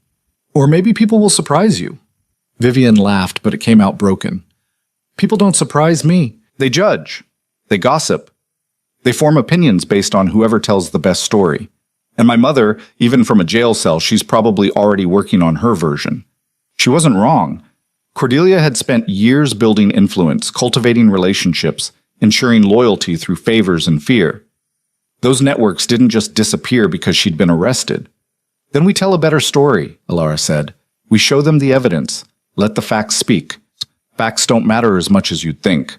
Not when people have already decided what they want to believe. Alara wanted to argue, to insist that truth would prevail, but 4 years of being called a liar had taught her otherwise. Sometimes the truth lost. Sometimes cruelty won because it was louder, more confident, better at manipulating systems designed to protect the powerful. But not this time. This time they had witnesses, documentation, a duke willing to stake his reputation on their word. This time had to be different. We'll face it together, Alara said finally. Whatever comes, you won't be alone. Vivian nodded, not looking entirely convinced, but at least willing to try. She left shortly after, citing exhaustion, and Alara was alone again with her thoughts. The next 2 weeks passed in a blur of preparation and recovery. Adrian had hired a solicitor from the city, a sharp-eyed woman named Catherine Hartwell, who'd made her career prosecuting exactly the kind of white-collar crimes Cordelia had committed. The fraud case is airtight, Catherine announced during one of their meetings. Your father's original account books versus her forged versions. That alone is enough for a conviction. Add in the testimony about the abuse, the attempted murders, and we're looking at a sentence that will keep her locked away permanently. What about her connections? Alara asked. The people she's been paying off, calling in favors from? Let me worry about that. Catherine's smile was knife-sharp. I've been doing this longer than your stepmother has been manipulating people. I know how to cut through influence and get to fact. Alara wanted to believe her, wanted to trust that competence and preparation would be enough. But doubt was a hard habit to break. The trial was set to take place in the county courthouse, an imposing stone building that had stood for over a century. Alara had never been inside before, had never needed to be. Now she walked through its doors flanked by Adrian and Vivian, feeling like she was entering a different kind of battlefield. The gallery was packed. Apparently the spectacle of a duke testifying against a woman who'd attempted murder was too good to miss. Alara recognized faces from the village, from social gatherings she'd attended before Cordelia had isolated her. Some looked sympathetic, others merely curious. A few looked hostile, already convinced that Cordelia was the victim here. Cordelia herself sat at the defendant's table, looking composed and dignified despite the plain dress she'd been given in lieu of her usual finery. She'd managed to style her hair, to arrange her features into an expression of wounded innocence. Even now, even here, she was playing a role. Their eyes met across the courtroom. Cordelia smiled, small, private, full of promises that she wasn't finished yet, that even if she lost this battle, she'd find ways to wound them from behind bars. Alara forced herself to look away, to focus on Catherine, on the evidence stacked on the prosecution's table, on Adrian's steady presence beside her. The judge entered, an elderly man with a reputation for being fair but harsh. He called the court to order, and the trial began. Catherine opened with a methodical dismantling of Cordelia's carefully constructed life. She presented the account books, highlighting the discrepancies, called handwriting experts who testified that the forgeries were clear and deliberate, showed documentation of fund transfers into accounts Cordelia controlled. The defendant systematically stole from her stepdaughter while simultaneously framing that same stepdaughter for the theft, Catherine said, her voice carrying clearly through the silent courtroom. This was not a crime of opportunity or desperation. This was calculated, sustained fraud designed to both enrich herself and discredit the rightful heir to the Vance estate. Cordelia's solicitor, an older man who seemed uncomfortable with his client, objected weakly. The judge overruled him. The testimony began. Mrs. Hewitt took the stand first, her weathered hands gripping the rail as she described years of watching Alara's mistreatment, the locked pantries, the inadequate food, the deliberate cruelties. I should have spoken sooner, she said, her voice heavy with regret. But I was afraid of losing my position, of being cast out with nowhere to go. I'm ashamed of that fear now. Other servants followed, each adding their own pieces to the mosaic of abuse. The stable boy who'd seen Alara sleeping in the kitchen, the maid who'd witnessed Cordelia striking her, the cook who'd been ordered to serve Alara only scraps and leftovers. Cordelia's solicitor tried to paint them as disgruntled employees seeking revenge, but their testimony was too consistent, too detailed, too obviously true. Then it was Vivian's turn. She walked to the stand with her head high, though Alara could see her hands shaking. She took the oath in a clear voice and sat down, finally looking at her mother. Cordelia stared back, her expression unreadable. Miss Vance, Catherine began gently, please describe for the court your relationship with your mother. Vivian took a breath. I loved her. I wanted desperately for her to love me back, but her love always came with conditions. I had to be perfect, obedient, exactly what she wanted me to be. And I tried. For years, I tried. When did that change? When I realized that perfection still wasn't enough. That she'd sacrifice me as easily as she'd sacrificed Alara if it suited her purposes. Vivian's voice strengthened. She tried to kill my stepsister twice. The second time, she would have let me die too. That's when I understood that I was never her daughter. I was a tool, a possession, something to be used. Catherine walked her through specific incidents, the beatings Vivian had witnessed, the deliberate starvation, the psychological torment. Then the cliff, both attempts, described in excruciating detail. And after the first attempt, when the Duke intervened, what did your mother say? She was angry, not remorseful, not frightened, angry that she'd been caught. She immediately started planning how to discredit Ilara and the Duke, how to turn the situation to her advantage. Vivian's eyes never left Cordelia's face. She told me that Ilara deserved to die, that she was weak and pathetic, and the world would be better off without her. She said it like it was a simple fact. The courtroom was silent enough to hear breathing. Cordelia's solicitor stood for cross-examination. Miss Vance, isn't it true that you and your mother had disagreements? That perhaps your testimony is colored by a daughter's rebellion rather than objective fact? I'm not rebelling. I'm telling the truth. A truth that conveniently paints you as a victim alongside Miss Ilara Vance, when in reality you benefited from your mother's actions for years. Vivian flinched but didn't back down. I did benefit. I was complicit through my silence. I know that, and I'll have to live with it. But I'm not lying now. Every word I've said is true, or what you've convinced yourself is true, influenced by... I watched my mother try to murder someone twice, Vivian interrupted, her voice sharp. I'm not confused about that. I'm not mistaken. It happened, and I'm done pretending it didn't. The solicitor sat down, looking defeated. Marcus testified next, describing both rescue attempts. Then Adrian took the stand, his testimony measured and precise. He detailed every conversation with Cordelia, every inconsistency he'd noticed, every red flag that had prompted his investigation.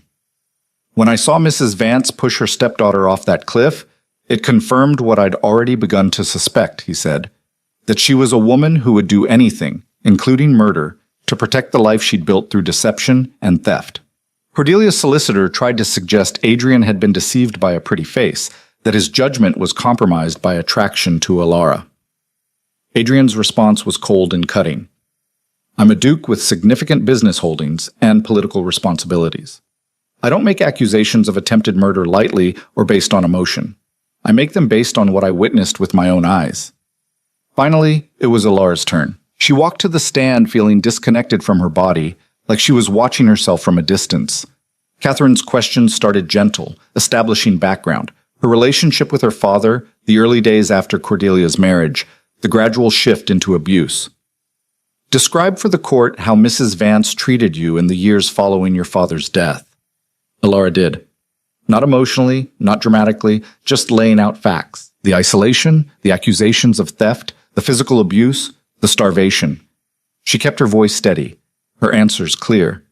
But when Catherine asked about the cliff, about that moment when Cordelia's hands shoved into her back, Ilara's voice finally cracked. I'd spent 4 years wishing I was dead, thinking it would be easier than surviving one more day, and then when it was actually happening, when I was falling... She stopped, composed herself. I realized I didn't want to die, that I'd never wanted to die. I just wanted the pain to stop. And who caused that pain? She did. Ilara looked directly at Cordelia. Systematically, deliberately, for years. Cordelia's solicitor stood for cross-examination, but his questions were half-hearted. He tried to establish that Ilara might have misinterpreted discipline for abuse, that perhaps her grief over her father had colored her perceptions. My father never struck me, Ilara said flatly. He never locked me in rooms or starved me or told me I was worthless. I know the difference between grief and abuse. But you admit you were troubled after his death. I was grieving. That's not the same as unstable. And even if I had been unstable, that wouldn't justify years of systematic cruelty. She leaned forward. Nothing justifies what she did. The examination ended. Catherine called a few more witnesses, the doctor who'd treated Ilara's injuries, the magistrate who'd documented the evidence. Then the prosecution rested. Cordelia's defense was thin. Her solicitor tried to paint her as a woman who'd made mistakes but meant well, who'd been trying to help an ungrateful stepdaughter who resented her presence. He called a few character witnesses, people who'd known Cordelia socially, who spoke of her charm and generosity. None of them had lived in her house. None of them had seen behind the mask. Then Cordelia took the stand. She looked small there, vulnerable in a way Ilara had never seen her. When she spoke, her voice was quiet, tinged with sadness. I loved Thomas Vance, she said. When he died, I tried to care for his daughter as my own. But Ilara was so angry, so hurt. She blamed me for her father's death, saw me as an intruder. I tried to be patient, to give her time, but she only grew more hostile. It was a masterful performance, almost convincing if you didn't know the truth. The money that went missing from the accounts, I was trying to preserve the estate. Thomas had made some poor investments before his death, and I was attempting to shield Alara from that knowledge while I corrected the situation. When she discovered the transfers, she assumed the worst. And the Cliff incident? Her solicitor prompted. Alara had been talking about suicide for weeks. I was terrified. That day, I followed her to the Overlook to talk, to try to help. When she threatened to jump, I reached for her, trying to pull her back, but she jerked away and fell. Thank heaven the Duke was there to save her. The lies were smooth, practiced, delivered with perfect wounded sincerity. Catherine stood for cross-examination. Her expression was pleasant, almost friendly. Mrs. Vance, you claim you were trying to save your stepdaughter from falling, yet 2 witnesses, both of whom have no reason to lie, testified that they saw you push her. Are they both mistaken? They misinterpreted what they saw. In the chaos of the moment, both of them, a duke and his trained assistant, both experienced men with good eyesight, both misinterpreted the same action the same way? Cordelia hesitated. It happened very quickly. Indeed. So quickly, in fact, that you had already prepared documents to have Miss Alara Vance declared mentally unfit and committed to an institution. Documents that were ready that same evening, almost as if you'd planned for this outcome. I was preparing for multiple contingencies. If Alara was truly suicidal, or if your attempt to murder her succeeded, you'd need an explanation ready. Catherine's voice was sharp now. Just as you had explanations ready for the missing money, for the abuse, for everything. You're very good at explanations, Mrs. Vance. I'm telling the truth. Let's talk about truth. You testified that you loved Thomas Vance, yet 2 days before his death, he told you he was changing his will to exclude you. How did that make you feel? Cordelia's mask slipped for just a moment. I don't recall. We have his diary, his private writings describing that exact conversation. Would you like me to read them to the court? Those are private. They're evidence, just as your forged account books are evidence, just as the testimony of a dozen witnesses is evidence, just as the bullet that grazed Miss Alara Vance during your second murder attempt is evidence. Catherine's voice rose. You can lie all you want, Mrs. Vance, but the evidence doesn't lie. The cross-examination continued for another hour, Catherine methodically dismantling every claim Cordelia made. By the end, even Cordelia's solicitor looked relieved when it was over. Closing arguments were brief. Cordelia's solicitor made a weak plea for mercy, suggesting that mistakes had been made but that imprisonment was excessive. Catherine's response was devastating. This was not a mistake. Mistakes are accidents, errors in judgment, momentary lapses. What Cordelia Vance did was calculated, sustained, and utterly without remorse. She stole from an orphaned girl. She abused her for years. She attempted murder twice when that girl threatened her control. And even now, sitting in that chair, she shows no regret, no acknowledgement of wrongdoing, no humanity. Catherine gestured to where Alara and Vivian sat. These young women survived despite her best efforts to destroy them. They deserve justice. They deserve to know that the legal system they're supposed to trust actually works, that it protects the vulnerable instead of the powerful. That truth matters more than influence or charm or carefully constructed lies. She turned to the jury. I'm asking you to look at the evidence, all of it, and then to do what's right. Not what's easy or socially convenient or politically expedient. What's right?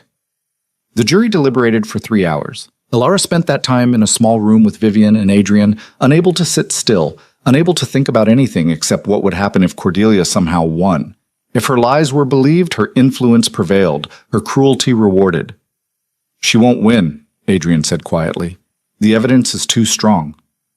Evidence doesn't always matter. It matters today. Trust that. When they were called back to the courtroom, Alara's heart was hammering so hard she could feel it in her throat. The jury filed in, their faces serious and unreadable. The foreman stood. In the matter of fraud and embezzlement, we find the defendant guilty. In the matter of attempted murder, we find the defendant guilty.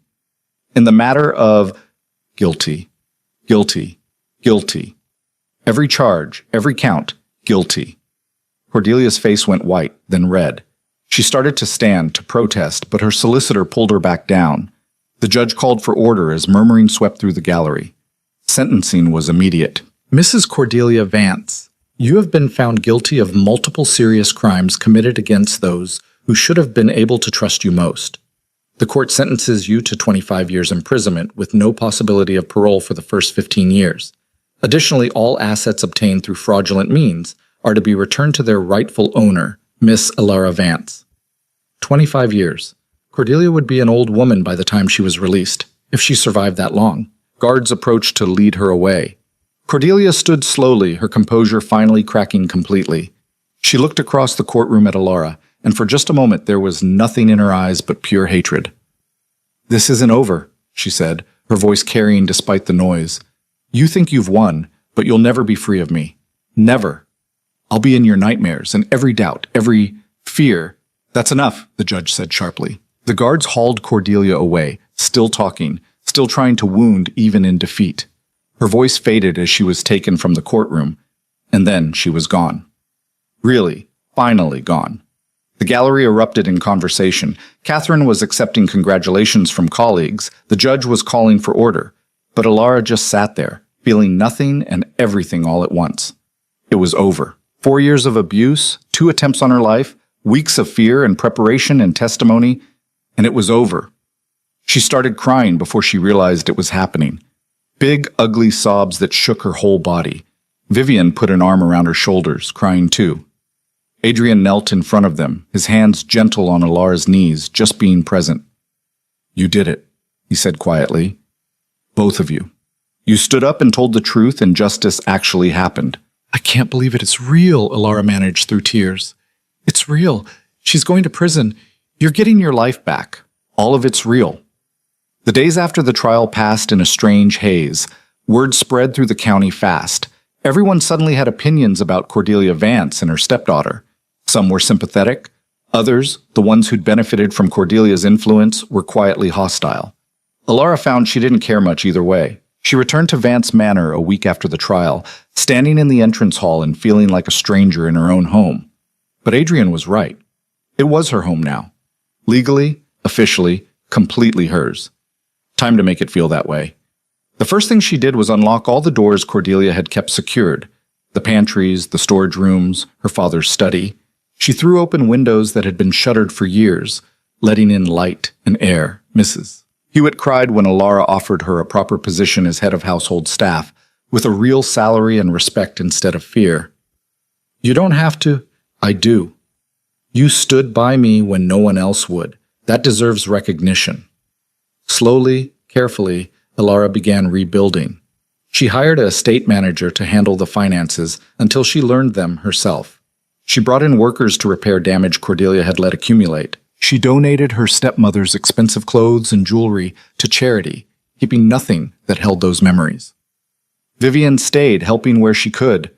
They were finding their way to being sisters, real sisters, not the performance Cordelia had demanded. It was awkward sometimes, both of them carrying damage that didn't heal overnight, but they were trying. Adrian visited regularly, helping with legal matters, offering advice on estate management, slowly becoming part of the fabric of Alara's new life. The attraction between them was still there, growing steadily into something deeper. "Take your time," he'd said. "Figure out who you are without someone defining you. I'll still be here." 6 months after the trial, Alara stood in the manor's library, her father's favorite room, now hers. She'd spent the morning going through his papers, organizing what could be saved and discarding what couldn't. At the bottom of a drawer, she found a letter addressed to her in his handwriting. It was dated 2 days before his death. Her hands shook as she opened it.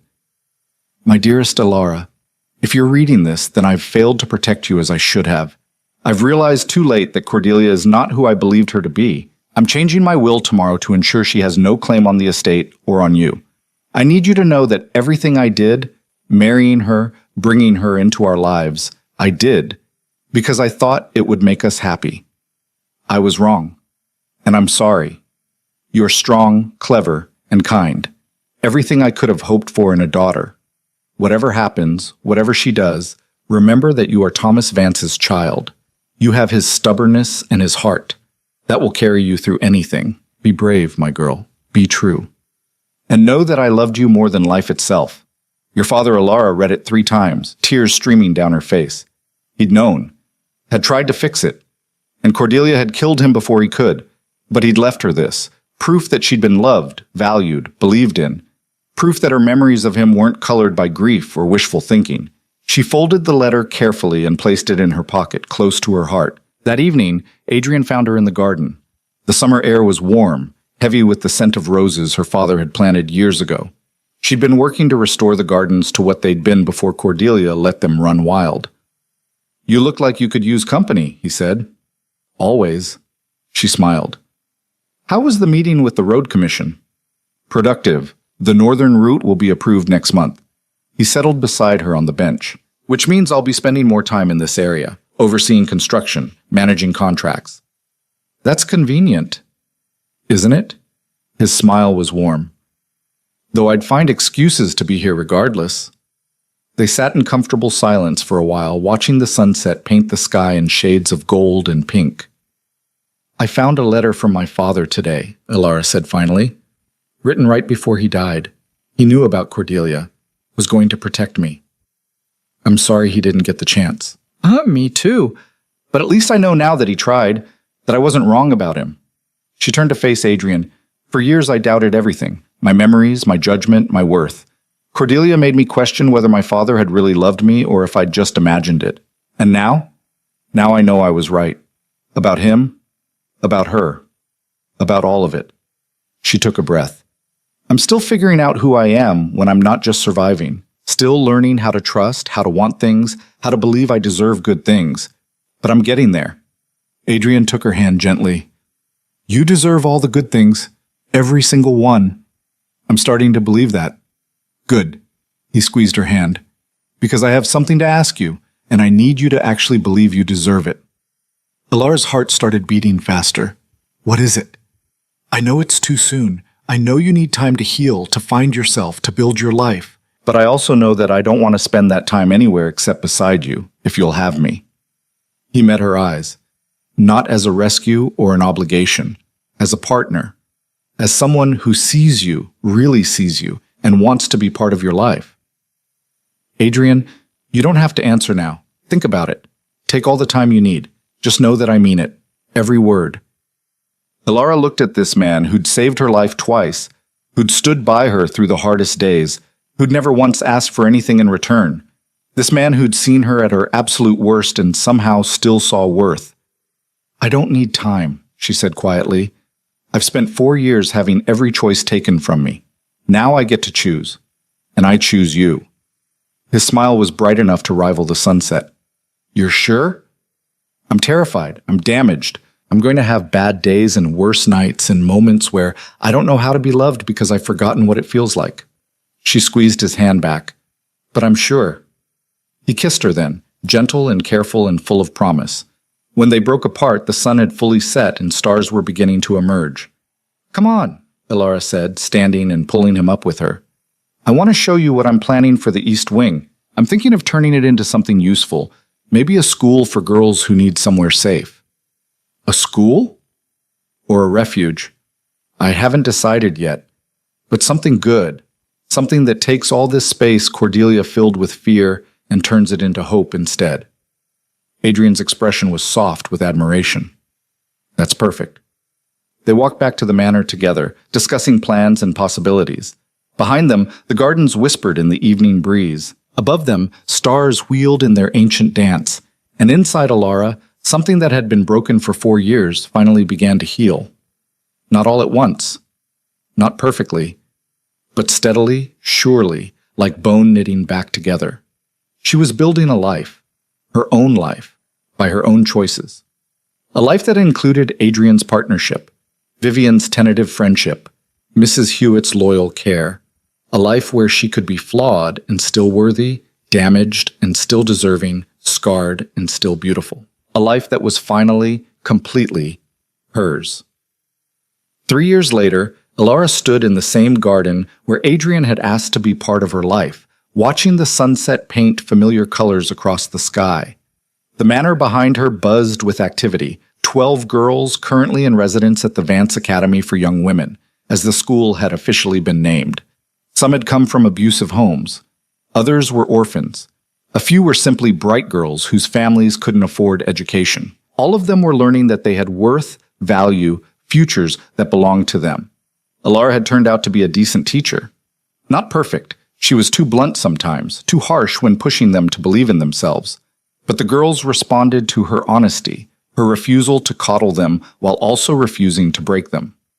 Adrian appeared beside her, their 2-year-old daughter balanced on his hip. Little Catherine, named for his sister, was babbling about something only she understood, her dark curls wild around her face. "Mrs. Hewitt says dinner is in 10 minutes and you're not to be late because the girls worked hard on it," he said. "I wouldn't dare disappoint them." Alara took Catherine from him, settling her on her own hip. The girl immediately started playing with Alara's hair, which had grown long enough to braid again. "Vivian sent word," Adrian continued. "She'll be arriving tomorrow with her new husband. Apparently they're very eager to meet the family." Vivian had eventually left the county, moved to the city, made a life away from Cordelia's shadow. She'd married a bookish professor who treated her kindly and never once tried to control her. They visited regularly, and each time Alara saw her stepsister, she looked more solid, more real, more herself. "That's good. Catherine will be excited to have visitors." They stood together as the sun completed its descent, their daughter squirming between them. From the manor, the sound of girls laughing drifted out. Mrs. Hewitt's voice called something about setting the table properly. Normal sounds, happy sounds. Home. "Do you ever think about her?" Adrian asked quietly. "Cordelia?" Alara considered the question honestly. "Sometimes. Usually when I'm dealing with the girls, seeing the damage their abusers left behind, I remember what that felt like, being broken and blamed for it. And I remember that I survived it, that survival is possible even when it doesn't feel like it." She shifted Catherine to her other hip. She tried to erase me, make me believe I was nothing, but she failed. She definitely failed. I won't lie and say I'm completely healed. I still have nightmares. I still flinch at loud noises. I still have moments where I doubt everything. Alara looked at Adrian. "But I'm here. I'm building something good. I'm raising a daughter who will never question whether she deserves to exist." "You're doing more than that. You're changing lives."